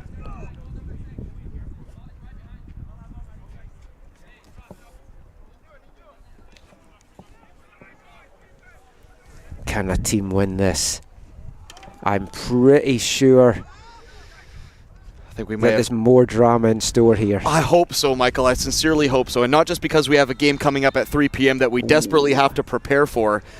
2 minutes of stoppage time, though. That is not a lot of time to do this, and you've got to say Nomades are going to be happy with where they are right now for these 2 minutes. We've already played 20 seconds off it, and they've got a free kick. Yeah, they get the last possession, as they say in American football. I think there could still be one more chance for the Trojans to get something going if they can mop this one up, but the Nomades, can they make this pay? There's some good movement at the back. Yeah. Simikin is moving around at the back, and that's a big body if you can get the ball over there, but Jolly Kopo Anomo is back marking him, and Simikin's actually got away from his marker if they can send the ball in there, and it does look for Simikin. That was telegraphed from our position that was exactly what they were trying to do. It's almost like you knew the game plan or something, Michael, like you were part of the inside plan there. Simikin got across his man and was just feet away from glancing a header potentially past Marco Illich. Good little play there from the Nomades, as we're now in the dying embers. Yeah, we're in the second minute now of stoppage time. Minimum of 2 minutes getting added on, but I can't really see the referee going too much beyond those two. Kamara brings that down, looked for the crossfield ball at first, and then tried to chip that through to Tabao. I think that might just be the last action here. We are 20 seconds of the 2 minutes left remaining, and there's going to be one last chance for the Nomades. They may as well just get on with it and just launch this forward, because there's not going to be any time after this for the Trojans to get anything going. I know that's risky, leaving yourself then short at the back, but they're just going to take it short in the end. Kamara out to Shamoon, and that is going to be the last action here. Ooh. We're scoreless after 90 minutes in an absolutely pulsating bronze medal matchup. We'll cut the chat because we're going to be back in a couple of minutes. So it should be a break of around 5 minutes. Go lubricate your vocal cords. That's what we're going to do. We're going to be back with extra time. It should be an absolute cracker.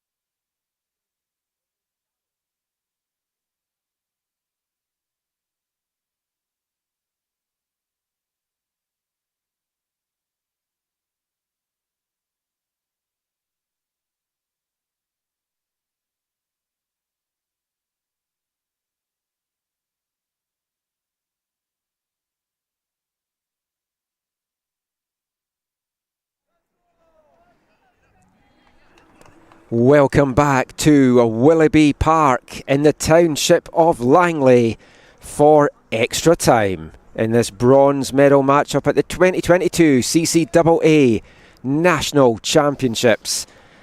We were expecting a fantastic match. We've got a fantastic match. The only thing we haven't got is any goals between these two teams. It's scoreless between SAIT Trojans from Calgary and Nomades de Montmorency from Laval in Quebec. No goals, Corey, but it has certainly not been for the attacking effort. Some great goalkeeping, some absolutely stellar defensive play, and I'm happy to have another half out of this. Our first 0-0 draw in regulation of the tournament, Michael, but what would a medal round / knockout phase of a tournament be without some extra time and potentially penalty kick drama? You love to see it.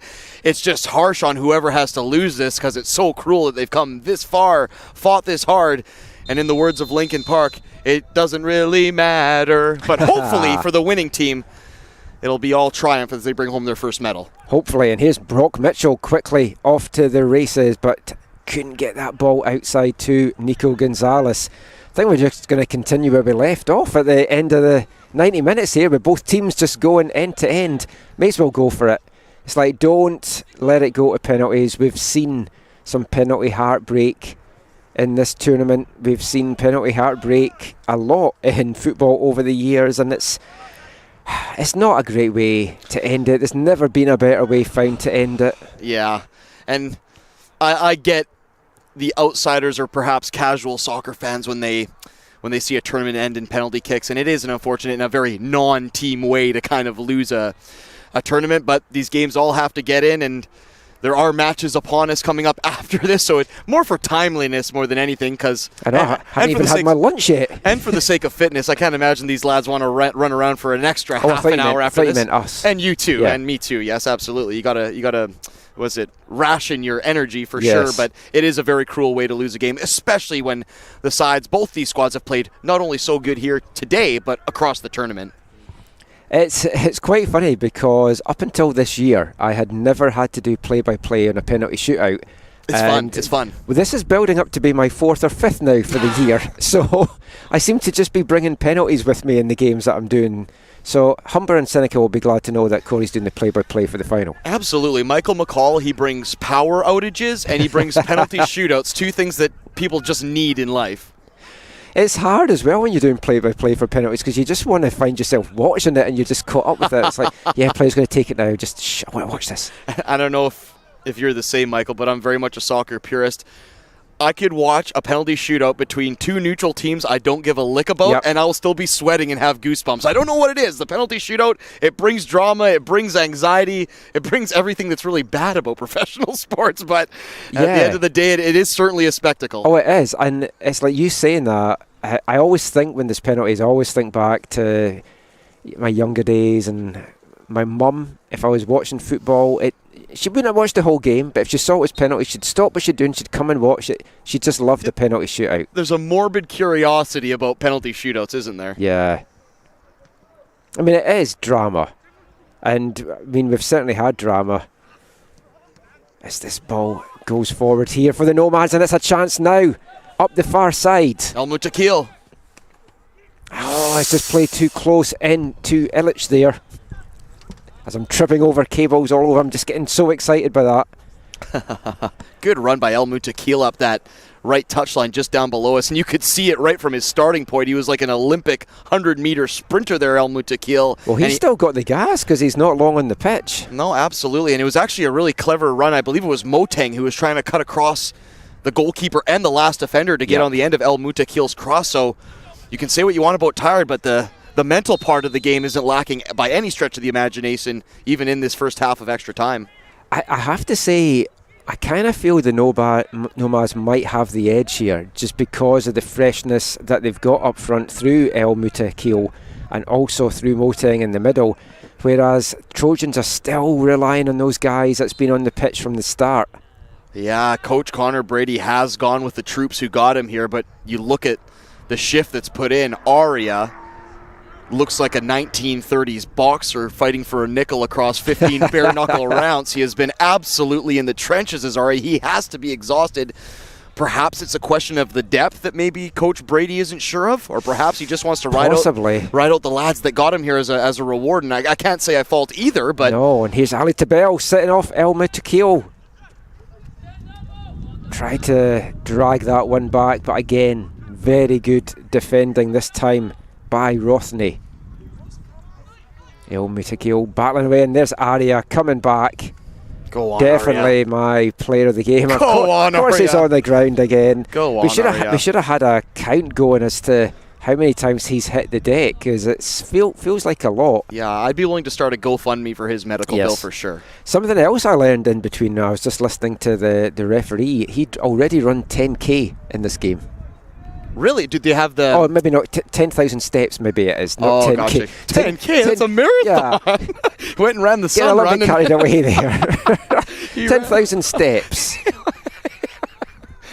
That's impressive, man. It's this guy part cheetah. He's just giving himself warm out there. You know what? All credit to Ari. I know we say it with a little bit of tongue-in-cheek here, but the lads put in a real shift here today, and I say... Oh, the referee wants to get involved now as he brings that ball down, and he's seeing the cramps starting to come in now as well as the players are hitting the deck, and I do not blame them. I again will use this opportunity to continue thanking some of our championship sponsors. Jostens, the official championship award ring provider. That is going to go to someone on Humber Hawks or Seneca Sting. Well, not just someone, it's going to go to the whole team. They are also the presenting sponsors of the CCAA Coach and Player of the Year. 4 Imprint, presenting sponsor of the players of the match, the official ones, not our AFDN ones that we're going to be handing out. Veryburn Medical Supply, official medical supply partner of the National Championships. And Hoodle, official film exchange partner of the CCAA. And of course Canada Soccer, National Sport Organisation partner of the CCAA. Player taking a knock there for the Nomads. I think it's Chimpuki? No, it's not Chimpuki. It's actually Manswell Nichols. Oh, it is. And also a substitution for the Nomads as well. Xavier Hundo Richard, the talismanic number 16. He's going to come back on. He got a bit of a rest here, maybe just to get his legs back and a little extra Gatorade and orange slices, because he's a danger man, and he's back on the park now. I definitely like what the Nomads are doing, mixing this up. And interestingly, Oteng, who's gone from the number 9 role, is going way, way back now into left back here. This seems to be a tournament for multi-positional players. We've had goalkeepers that are also outfield players, and now Oteng going from striker to left back, but he's got a fair little engine in him for getting up that left-hand side. He's a real Swiss Army knife. He can do a little bit of everything, and sometimes you need those in teams, especially when players in carved-out positions drop. You need a reliable deputy. And pretty much every team in the tournament has had at least one of those in their back pocket. The Nomads, though, have theirs, fighting for a bronze medal. Ali Tabal still battling away. He has been so good for Nomads this afternoon. El Mutakil is a right handful out there, and he comes away with the ball somehow. He sent us in for the goal, and it was almost put away there by the Nomads. I think it was Houndo Richard. It was. That had just come on. He's got a knock for his trouble as well. How did El Mutakil get away through 3 players and leave one of them bent over at the same time? Well, I don't want to be controversial here, but I think it was an El Mutakil foul in the build-up to that. You saw him push over his man from behind. Everybody kind of froze because I think they were expecting the whistle. But to his credit, El Mutakil said, all right, well, if you're going to give me this space, I'm going to take it. He cuts it back. Unfortunately, Hundo Richard couldn't wrap his foot around it, but just a warning sign that at any level, unless you hear that whistle, you keep on playing, because the referee didn't see a foul there, and El Mutakil was ready to pounce. Trojans just stopped there. That was hearts in the mouth stuff if you're a Trojans fan. Nico Gonzalez, who I was away to mention, as he ran back there, he has not got a lot of mobility. He's put in a shift, Gonzalez. Now El Mutakil coming through the middle here and sends it out to Kamara, who seems to have found a second wind out there. Fires one in, takes a deflection. Illich. No big danger in the end. I was wondering if someone was going to try and come in for the rebound. He did just enough, Illich, to take the sting off of that. If that's any beefier a rebound than it was, that gives the Nomads a serious chance to try and pop in and snap one. I think Kamara is now down on the deck. As soon as I said that he'd find that extra wind, it took too much out of him. But the cramp is really going to start setting in, I think, in these last 15 minutes. Manswell Nichols now on the physio bench just down below us. He had to sub off for Xavier Hundo Richard. I hope he's okay, because should the Nomads emerge victorious here, he was supposed to be our post-match interview as one of the few bilingual players on the Laval club. So hopefully Manswell Nichols in one piece. I'm sure is okay. Of course. We don't need his legs working for that. No. Well, he does have to get him over he does have here. to walk up here to the bleachers, I guess. So yeah, get him over here, Michael. Someone can carry him. I'm sure if they've won a bronze medal, he'll be lifted on their shoulders. I know your knees aren't going down to field level to meet him, so he's going to have to come here. We need him in tip-top shape, man. That's very true. And there's going to be is there going to be another sub coming up here for the Nomads? I think there might be. Yeah, it looks like number 22, I beg your pardon, stripped off just down below us. 15 Marchand? Yeah, he's got his yellow training bib off. Don't think he featured yesterday for the Nomads, so not a player I've been familiar with. I'm not sure if he featured in any of the first two games. He certainly did from a substitute's role, and Kamara, who's now doing some warm-downs or warm-ups, he's kind of getting loosened up on the far side of the pitch. Marchand has now put his bib back on and taken a seat, so maybe a false alarm, and indeed it is, as Kamara's on the far side. You're starting to think looking ahead to penalties here, because I'm looking out there in the Trojans and you've got Gonzalez, who's not got a lot of mobility, but you want him for penalties if it gets to penalties. Certainly. And we were talking about the fact that Connor Brady hasn't mixed up those players that's been leading the line, and you look at the goals, like over the regular season, Hyla 11 goals, Mitchell 9 goals, Gonzalez 7 goals, Oteng 7 goals. You want to get all four of them out there. I agree. I think you want your players who are comfortable taking penalties. The last thing you want is a lad who is shaking, or not shaking, but there's a lot on the line. Experience. You want experience and a cool head taking that. And yes, even the most experienced players can miss penalties. Oh, yeah. But the last thing you want is a lad who maybe is unsure of himself or not confident in that position, having the weight of the world on his shoulders, because that's when things typically go wrong. Aria trying to slot that through for Brock Mitchell, but again, the Nomads just shut up shop back there. First few minutes of this first period at extra time certainly was fast-paced, and I think we thought it might be end-to-end for the full 30. I just don't think there's a lot of gas left in some of those tanks. But Tabal, he still has gas out there, and he's looking to set something up. He has been so impressive today. You know, Michael, it's a good point you make about Connor Brady maybe wearing out his starting 11. I'll get back to this in just a sec. Oh, Tabal still firing through, and let's this one slip through, and he recovered it. No, he hasn't. It's crossed the line. The linesman has given it. And Nomads take the lead here in the 103rd minute. I was just about to say, Michael, a profound comment from you earlier. Has Connor Brady whittled down his starting 11, because the Nomads, probably from the halftime whistle on, have just looked the fresher of the two squads, and they make it pay there. He's been at it all night, Ali Tabal. And this time it crosses the goal line. Even if it didn't, El Mutakil was waiting to punch home the loose ball. Great play for the Nomads. Deserved lead, I say, over the course of the 100 and some odd minutes. I mean, that was so close for Illich recovering and keeping that out. I mean, we've seen a couple of fumbles and then dramatic recoveries already today from goalkeepers in our two matches, and I thought Illich had done enough there. I immediately looked over at the linesman. He was very quick and adamant that ball had crossed the line. You know what? I'm going to say kudos to the linesman. That being said, I haven't seen a replay, but he was right on top of that scenario, and he was the first to raise the flag to signal a goal once it went across, because there's been a few didn't it cross moments in this tournament where goal line technology wasn't sorely needed, but certainly would have been useful. The linesman leaves nothing up to the imagination there. It's a certain goal for the Nomads. Do we give it to Ali Tabal? Do we give it as an Illich own goal? I'm giving it to Ali Tabal. Yeah. Good work from the number 12. Well, the way he just danced his way through. Where has he found this energy this late to do that? Brave play. Trojans now have to up their game, and they've got the players that can do it. Sanaga powers into the box, but it's poked away by the Nomads, and they're going to want to try and get this clear. They are just wanting the ball out of that final third as much as possible, and they've got fresh legs out there to do it. Hunder Richard come back on, and a right handful for this tiring Trojans defence. Good match of pace, though, from Jacob Hunter, though, who looked like he might miss out for pace and then get muscled by Hundo Richard, but he did just enough. Actually, I beg your pardon, it's actually the number 5, Kyle Rothney, who matched him for pace there. So good battle there from the defense of the Trojans, who know they'll need to be absolutely impeccable here to keep their squad in this hunt. Last 30 seconds of the first half of extra time here. Aria, what a shift that young lad has put in. Stabler plays it out to Sanaga. Heavy touch from him, but they do win a corner kick from that one as it's touched out by Sissoko.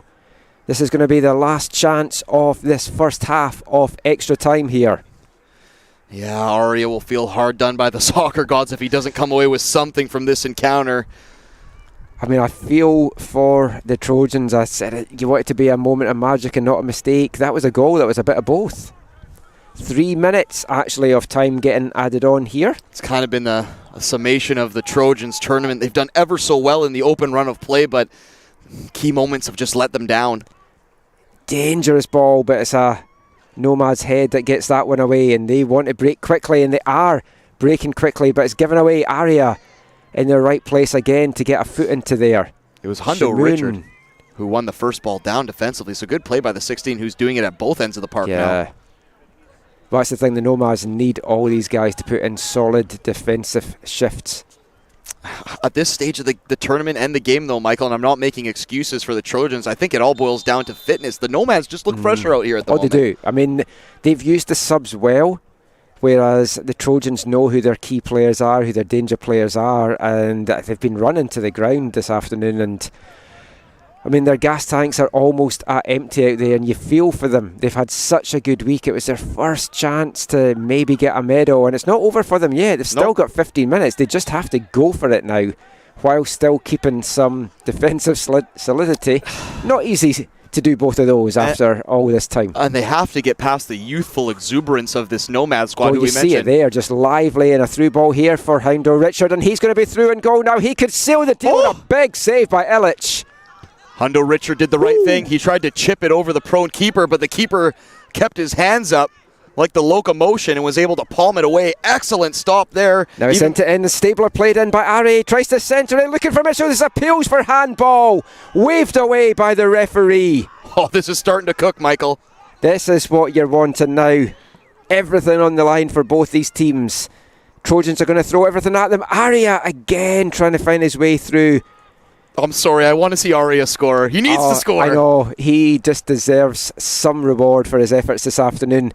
Stabler, he's been good since he's come on as well. He's added that spark that the Trojans have needed. Does Connor Brady have anyone else on his bench, though, that he can turn to get something going here as the ball forward and the flag up there on Brock Mitchell? Oh, it looked like Mitchell had kept himself on side there. I thought so as well. I thought he was always not goal side, but center line side, if that's a thing, but he was adjudged to have been offside. Unfortunate, though. We do have the sun blaring in our eyes right now, mind you. Optical illusion for sure, Michael, but it definitely looked like Mitchell, who, outside of the one chance he got in this second half, great save by Camuso, has not gotten as many opportunities as I'm sure he would have wanted in front of net today. I mean, you watch this game back and the Trojans have had the better looks on goal, and they just weren't able to find that finishing deadly touch. They came up against some big saves by Camuso, and now they are heading into the second period of extra time. It should come any second and will come any second.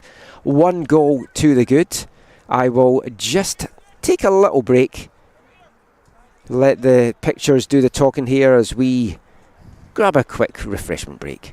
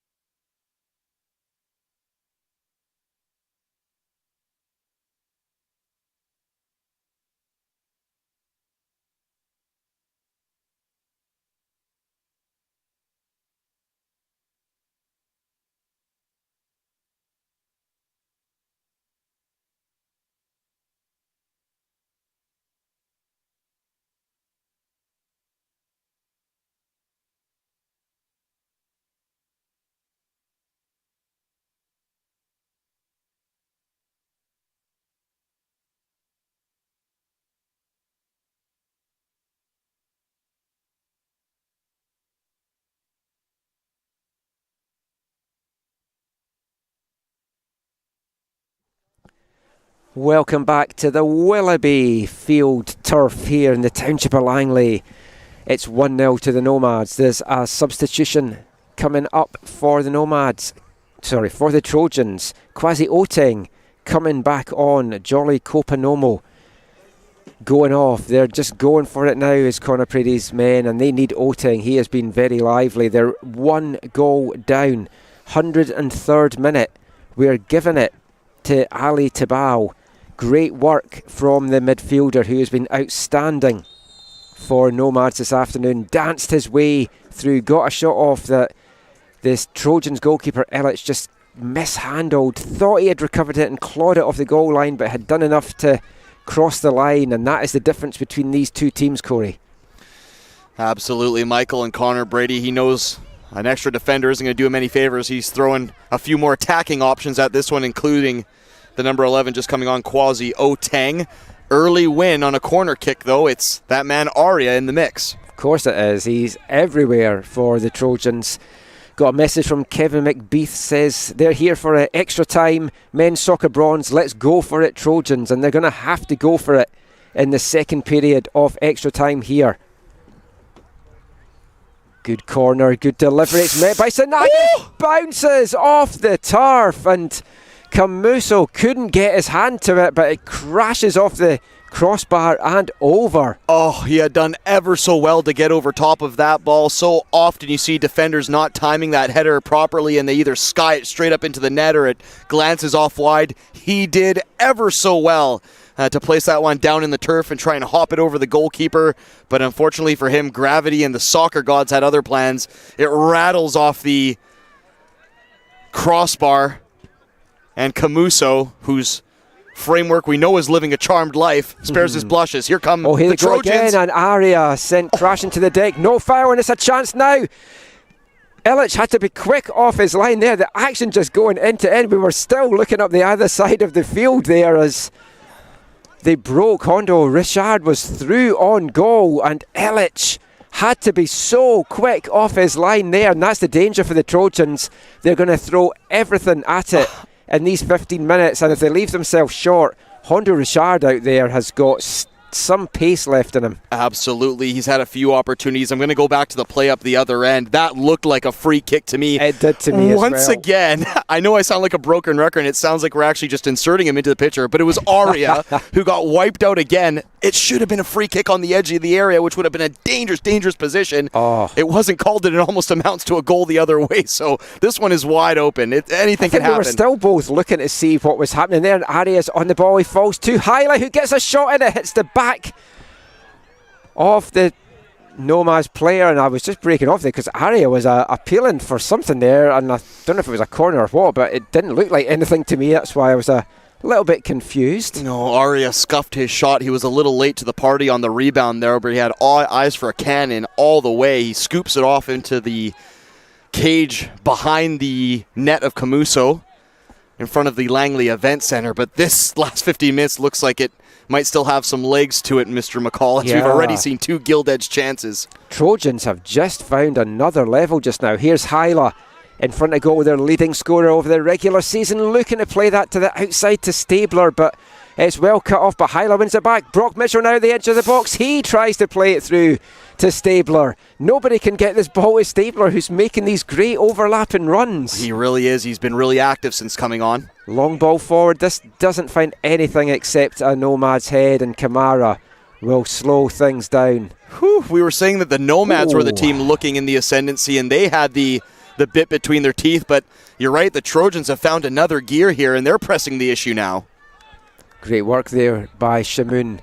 You feel, though, if the Nomads can get a second, that will put the game to bed. How much do they want to push for that second, though? Are they happy just to sit back or just to take the ball up and run this time off the clock? They've already into the 4th minute here of the second period at extra time. They only have 11-ish minutes to see out.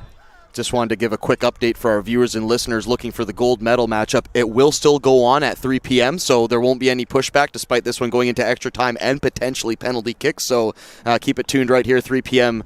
Pacific, 6 p.m. Eastern for the All-Ontario final between Seneca and the Humber Hawks.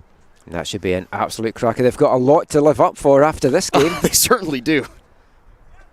One of the more entertaining 1-0 extra time games I've ever seen. Fantastic. I mean, we're talking about how good it was at 0-0. I saw an absolutely dreadful Canada West 0-0 last weekend that was absolutely dreadful until the second period of extra time where the winning goal came. This has been far from that. It's been tremendous battle between two very good teams, and it's heartbreaking for whoever has to go home on the wrong end of a defeat here. But the Nomads in the ascent, says play to Kamara. He's got space in front of him, but just took a little bit too long in deciding what he wanted to do there. Still Kamara on the ball. He's got 3 Trojans round about him. Kamara, he knows he probably should have taken that one first time on the less favoured left foot. And that's not the first time we've said that this afternoon about him. No, it isn't. It needs to be a little bit more pragmatic. He wanted to put on the tap shoes and start dancing instead. Now's not the time. He needed to put his squad up 2-0. But they are where they want to be. They're keeping the Trojans penned into the final third here. It is a good point, yeah. And I think it's a corner. It is. I can't see in the corner. A curler comes in, and Illich, he's had some dangerous corners to contest with at this end of the pitch. Yeah, the keepers today have been very busy, whether it's Mateo Carrico in the opening match for the Mariners or this one today between Camuso and Illich. Gonzalez hitting the deck in the battle with the number 7s there. Yeah, Moteng gave him a good old-fashioned Achilles stomp there.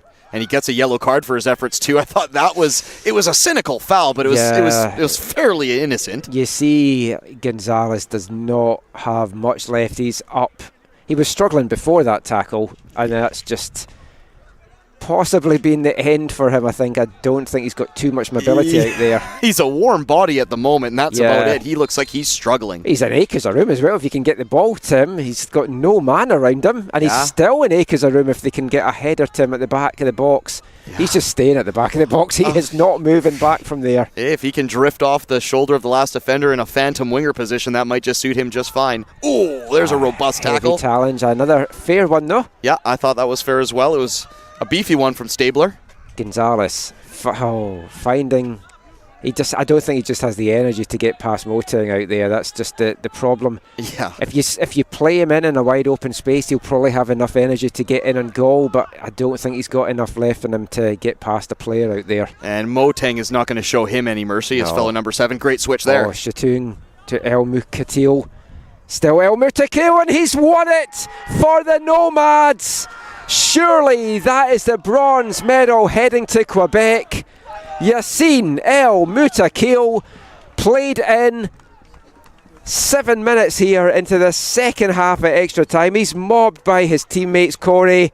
2-0 to the Nomads, and that should be it, done and dusted. I'm going to say it, Michael. He's my man of the match. I thought he turned the tide at halftime when he came on.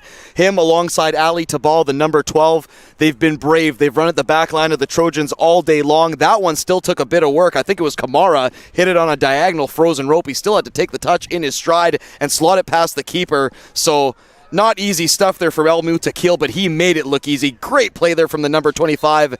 And he puts them in dreamland, anything short of a miracle now, and it looks like it's the Nomads' bronze medal to lose.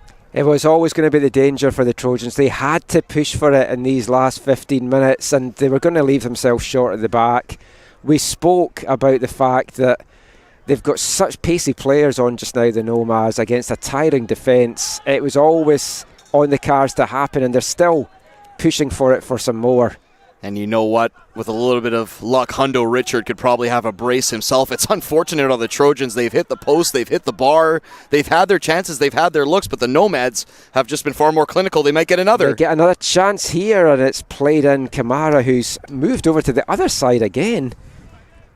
He has put a big shift out there. He's been all over the pitch and playing in a number of different positions. Yeah, Kamara probably won't like his final product for today's matchup, but he's been in the mix. He's been creating things, and he's a good part of the reason that the Nomads are where they are on the score sheet. Brock Mitchell now. They've still got some fight in them, the Trojans. If they can pull one back, you never know. And here's a chance for them with a free kick coming up in a very dangerous position. And Nico Gonzalez most certainly fancies this one. But they only have 6 minutes and whatever stoppage time the referee finds to claw back 2 goals. Michael, you know better than anybody. 6 minutes can be an eternity when it comes to a soccer match. And if The Trojans are able to bulge the twine on this one. It's game right back on, and all of a sudden it's the Nomads who will start questioning themselves. As a neutral, you want this to go in. You want to set up a stunning last 6 minutes here. I want my Solomon Aria goal. I want penalties now. It's gone this far. We may as well just go to penalty kicks. You know what? This sizes up nicely for Gonzalez. Oh, I mean, this is very nice. We're going to be interesting to see how Camuso positions himself for this, right in the middle of the goal, so he can get either side. It's a low one from Gonzalez in the end, and well dealt with by the wall. They did their job there. I don't mind what Gonzalez tried there. He tried to hit it low and hard around the other side of the wall, which had it gotten to its intended target, there was no chance Camuso was getting to that one, so he had to be brave and take a risk there. Gonzalez, unfortunately, just inches the other way. And it's a block. They do have a late corner, though. Trojans keeping this late pressure on. Hyla is over to take this. At what stage does Illich go up the pitch as well? Late substitution incoming for the Nomads. Curling it meets just ahead of Sanaga. Nobody from the Trojans can get a clean shot, and it's just hit anywhere just now by the Nomads. They've got that breathing space where that second goal is a high up and under, comes through looking for Mitchell. And as the Nomads defence have done so well all day, just dealt with whatever has been thrown at them. Trojans win the header there, and Moteng just lets that one run out. There's no need at all for him to do anything.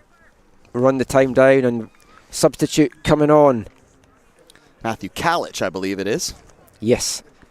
I was looking down my numbers here going 32, but yeah, it is Matthew Kalich. Yeah, last one on the sheet, Michael, so you had to get out all your hands and toes and your abacus to count that one. Well, the funny thing is it's not the last one on my sheet because I had to handwrite these yesterday because I went onto the Nomads website and the squad listing does not compare with the squads from what they've given for this tournament. So they've padded the roster a little bit. Maybe. Doesn't matter. They get a bronze medal either way. They just got some time to tick down here. It sounds like we'll be joined by Malik Manswell Nichols, their number 18, as our post-match guest, should they hold on to the result. And he's going to be delighted with how his team has played this week. You've got to say they've been very impressive from that very first game where they lost in penalties, and it's a chance to really put the game to bed now. And it should have been put to bed. How did the Nomads miss that one? Trying to see who it is with the shot. I can't make that number out in the sun, Corey. I don't know if you can. It was a single-digit number. It was actually Shamoon who missed the chance, but we have a player down outside of the Nomads box. This body's hitting the deck all over the place, and understandably as well, because the cramp, the tiredness, the exertion, I mean the adrenaline as well has kept a lot of these players going, and you're going to feel it for the Trojans when the final whistle goes. It's all suddenly going to hit home that they came that close to winning their first medal at a national championships. Instead, it's going to be the Nomades de Montmorency that are going to win their first ever medal at a CCAA national championship. It's bronze. It's a lot to build on for Francisco Vela's team. It's a very, very young team out there. It's the cruel nature of football. If you're a Trojans fan, they might have a consolation marker on the cards Stabler, here. he's still got some time. He cuts it back looking for Brock Mitchell, and again the Nomads defence in the right place at the right time. But the Trojans are not giving up, and if you're Connor Brady, you've just got to be so proud of what your team has given this week. It's been a good season for the Trojans. They can't forget that. Despite the fact that the results didn't go their way in this tournament, it doesn't take away what they've accomplished here in 2022. Unbeaten regular season, 9 wins and just 1 defeat. They got through two big battles in the Alberta Nationals to get to this national championship, seeing off their big rivals from Nate to land back-to-back ACAC titles, as Shamoon doing the right thing and just keeping it in the corner flag and getting flattened for his efforts. I think at this stage, if I was sent crashing to the deck, I'd be like, I'll just see out the last few minutes down here. Thanks very much. It's one of the pitfalls of taking it to the corner flag to wear out some time. You're usually going to take a couple kicks for your efforts, and I think we saw it there with the number 8, Shamoon, as he's now down on the deck smarting a little bit. Just over a minute of this 15 left. I would not think there's going to be too much time added on, although there has been a couple of little stoppages as Trojans will get the ball back and they're going to have a chance to launch something. It would be nice if they could at least get on the score sheet. Their play has merited it and they have been a joy to watch over these 4 days. Oteng, he's still got some pace in him. He gets past the 2 defenders. Not sure how I would even describe that one, I've got to say.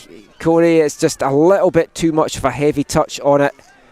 And it's going to let the Nomads bring this out. Elmu Takeo up to Hounder Richard. He can't keep that in. It just takes a touch, though, off the Trojans defender. And we're going to get a couple of players getting a little bit of a run out for the SAIT Trojans at the end here. Getting a bit of playing time. The number 14, Rejiro Suzuki, midfielder, coming on. And the number 18, Cole Rogers. He featured yesterday. Suzuki, I don't think, did feature yesterday. I'm not sure, this might be one of his first appearances of the tournament. And for our BC viewers and listeners out there, one of 2 players from BC on the Trojans is Cole Rogers from North Vancouver. Him alongside the number 5, Kyle Rothney from Victoria. So a little bit of BC flavor as well on this now for the Trojans. And you always like to get that when you're of course, calling we're the games homers. here. We are. We're big homers. Oh, Illich showing some nice footwork there. And why not? Why not? I'm excited to see what both these teams do next season. If you hear any paper ripping, I'm just trying to get all my notes ready for this next game because we've got a very short turnaround time. Michael's wrapping up his bills. But no, I am looking forward to seeing what both these teams, all the teams at this tournament actually this year. There's a lot of young teams out there. Stabler gets a chance, a header through. He's in on goal. They're still battling away. There was 3 minutes of time indicated that was going to get added on into this one. It's tournaments like this that get you invested in the talent because you see them, you see the little gems, you see the little sparks, and you see the potential that some of them have. And yes, me and you, Michael, we are here in BC, so we keep a very keen eye on the grassroots portion of stuff here in BC. But when you see the lads from around the country coming over here and plying their trade, it really opens the eyes, doesn't it? Oh, it certainly does. And I think that's something that we're a little bit guilty for here in BC. Because I do a lot of the stuff with UBC as well, you see the teams here dominant and then they go to nationals and you're thinking, oh, they're going to be dominant there, and you don't really appreciate how good the quality is throughout the rest of the country. Yeah, very much so. Especially in Quebec just now, because we've seen in the college game and the youth game, Quebec sides have dominated the last couple of years, and you look at Montreal and who they're bringing through and the great academy that they've got there, and a player like Ishmael Kone, who had been playing his youth football for CS Saint Laurent, who's the team that won the under-17 nationals this year, gets signed by CF Montreal, now making an impact for Canada, and is going to be at the World Cup, I'm sure, when that roster gets announced tomorrow. Cross-field ball there from Oteng. It's well brought down to Nico Gonzalez, who's made a move out to the left-hand side. He's still battling away. Managed to stay on the full 120 minutes. We weren't sure he was going to either for cards or for mobility purposes. And Montmorency, the Nomads, have won the 2022 bronze medal at the CCAA National Championships, and it's been an absolutely tremendous performance by the Quebec side. Some great football played from them all week, Corey. You've got to feel for the SAIT Trojans. They gave it their all today and just ran out a bit of gas there in extra time.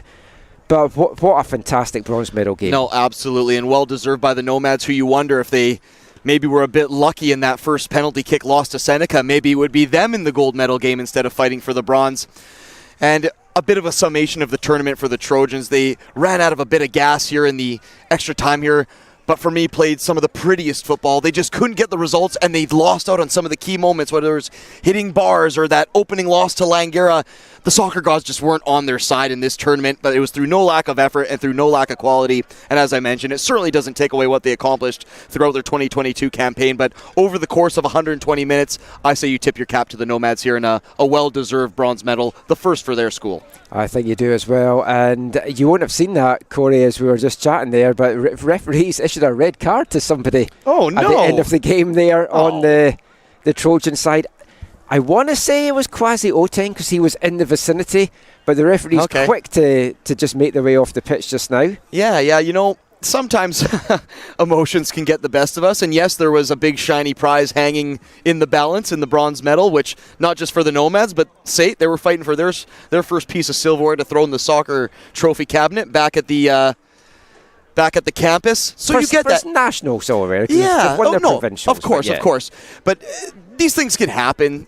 More often than not, you say things on the pitch that you don't really mean, and you wouldn't say. I'd get sent off after a game like this. I can be pretty sure about that. 100%. And I'm pretty sure they'll go and have a refreshment after the match and talk about what a fun tournament it was. So you don't like to focus too much on some of the red cards and the bookings. But I thought it was. You know what? I think it felt like a playoff match. Yeah, it felt like a playoff match here today because there was some sparks of controversy and physicality and what have you. I really liked the dynamic of this bronze medal match. It was thoroughly entertaining. I'm thinking. Yeah, it's Connor Stabler, the number 6, that got the red card at the end because he's not allowed to take part in this last thing. They've made him leave the area. Okay, that's a bit harsh. I know it is the rules, but I always think that's a bit harsh. And fair, it is a little bit harsh, but Connor Stabler was just a little bit fired up, and he looked like he'd been shot out of a cannon when he came on in that second half. So the lad it'll be a learning experience for him, let's just say that, as well for Connor Brady and the rest of his club. But it was a very fun match, and I can honestly say, Michael, and I know we'll have the conversation here just before we get number 18 from the victorious squad, Malik Manswell-Nichols, on from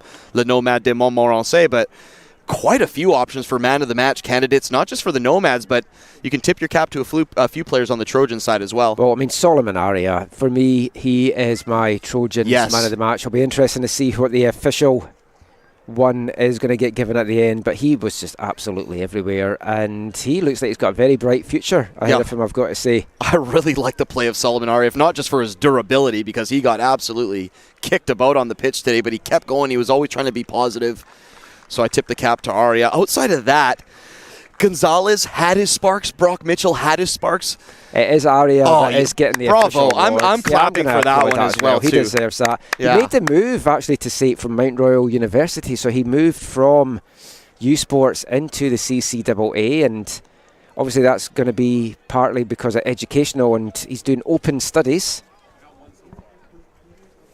And I think that's well deserved. And I mean, let's talk now. I mean, who do you give it to for the Nomads? I got two. Oh. Actually, I got three. Well, I was going to give it to Ali Tabal. Yeah. And that was before the goal. He was one of my three. They've given it to Chimpuki. Yeah. Who was good today. He was good.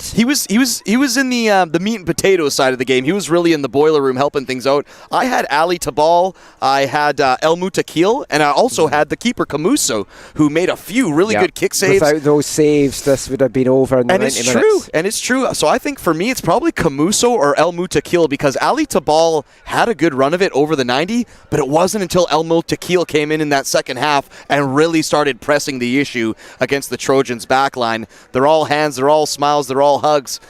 Good work from Chimpuki. Might have not been the best player in this match, but I've certainly liked what he brought to the table throughout the tournament. Should also make note as well, if you're a Nomads fan and you're watching this looking for the bronze medal presentation, all the medal presentations are coming up today after the gold medal match. So the gold, silver and bronze will be handed out. I believe the ceremony is scheduled for 5:30, but it might get brought forward. Let's hope it does. Let's hope it does indeed.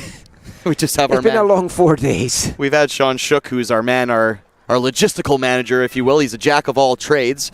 Just down below us, he's wrangling Malik Manswell-Nichols, who we'll have to talk about his scenario. He's hobbling off the park just in front of us. He came on at the halftime. The last thing he wants to do is come up and chat to us at the end of this. But you guys don't happen to have some miracle spray on you, do you? So we'll see what Malik Manswell-Nichols has to say. He unfortunately had to come off a bit early, but he certainly put in a shift, not just early in this match, but throughout a good portion of the tournament as well. Yeah, and it was a very good tournament for the Nomads. They have so much to be proud of, as do the SAIT Trojans. I know they're heading off really dejected just now, but I've really liked what I've seen from Connor Brady's side. There's some really good talents there. And both these teams, as we mentioned, so young as well. There's a bright future ahead for both of them. Just while we wait for Malik Manswell-Nichols here in the post-match interview, which I will be conducting here, Mr. McCall. The big one coming up next, the Humber Hawks and the Seneca Sting, an all-Ontario affair for our fans out east. On paper, and if you're looking at the score sheet, not just in Ontario, but in this tournament here, you tip the cap to the Humber Hawks, but the Seneca Sting in this tournament, they've hung around. They've been hard to break down. They've been stubborn. Will they cause an upset here against their provincial rivals? I'll be absolutely brutally honest. If Seneca Sting win, it will be a huge upset because Humber have looked so good all week. They have such dangerous attackers. They just beat the Sting 4-0 in the Ontario provincial final. And we are about to get joined now by Malik Manswell-Nichols. I will pass my headset off to Malik. There you go. Thank you so much, Michael McCall. He'll pass the headset over the rails there to a player from the Victoria squad, number 18, Malik Manswell-Nichols. He's got the headset on now. Malik, thank you so much for joining us, my man. You had to come off, unfortunately, with a bit of an injury before the match could wrap up, but your fellow teammates took it the rest of the way. First medal at provincials in your school's history. How does it feel? It feels good, to be honest. Our goal was to win gold, but we didn't win the first game. So we told ourselves we need to win the next big thing and win bronze today. So that's what we did. And me and Michael have been saying that throughout the broadcast. We wonder, what your fortunes may have looked like had you guys won that first game. Unfortunate in PKs to go out like that, but you guys won. You're following 3 games in very good fashion. You were made to wait late there, but your legs kept going. You guys kept working for it. What was the mentality after that first game? Because it could have been real easy to maybe get down on yourselves after an unfortunate loss like that, but you guys really used it as inspiration, didn't you? Yeah. Well, I think the first game, we were a bit unlucky in front of goal.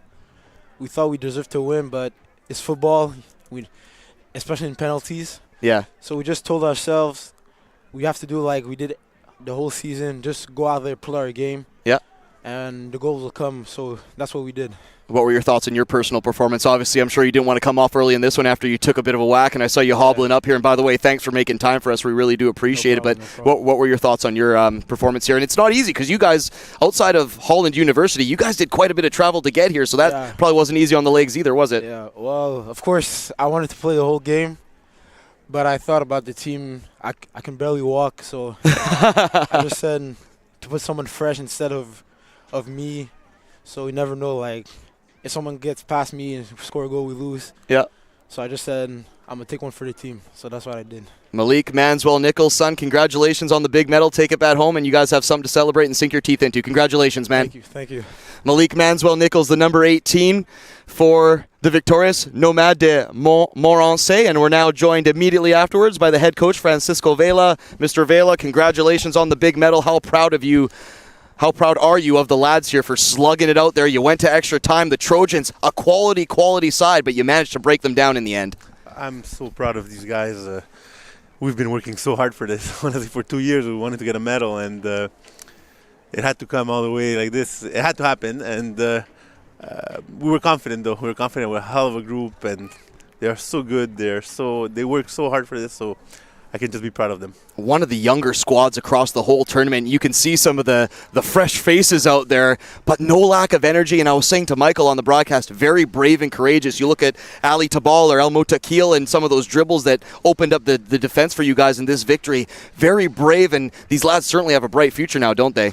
Oh, they really do, and I think the first year we came here last year, that affected us a bit. We were playing some men out there. Yeah. And it took a bit of time to get used to it, So this year we were coming way more confident. I have 17-year-olds playing there, and they're playing right on and not scared of anything. And listen, it was a great week. Honestly, even the game we lost in penalty in PK. So, like I said, everybody performed. We were a complete team, so I'm so proud. I'm very proud. Final question, Mr. Vela. What is the main message or the main lesson that you take from this tournament and that you can put forward to the lads and help them now with their future and the future of the program as well?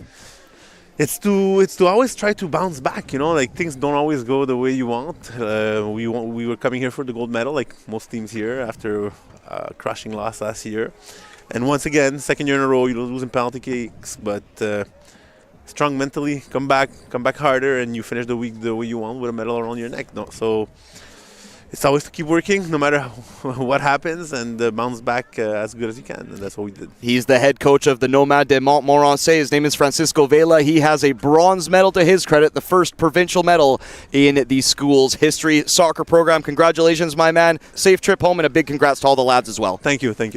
Francisco Vela, the head coach of Nomo, the Nomades de Montmorency. Michael McCall will pop you on the headset for one final wrap-up of this one. You were able to stand by and hear some of the comments there from the head coach and Manswell Nichols. Final thoughts on the victory now for the men in navy blue, the Nomads. An excellent performance, an excellent week for them, and just something we've talked about this week as well. I like the format for this tournament because Me too. You see it in other competitions around college soccer. If you lose your first game, your chance of a medal's gone, and the best you can finish is a 5th place finish. But the way that the CCAA do this tournament, it's absolutely tremendous, because you've then got the bronze quarterfinals, you've got the bronze semi-finals, so you can lose your first game and still get a chance at a medal. And both the teams out there fighting today lost their first game, and they were in that bronze medal matchup.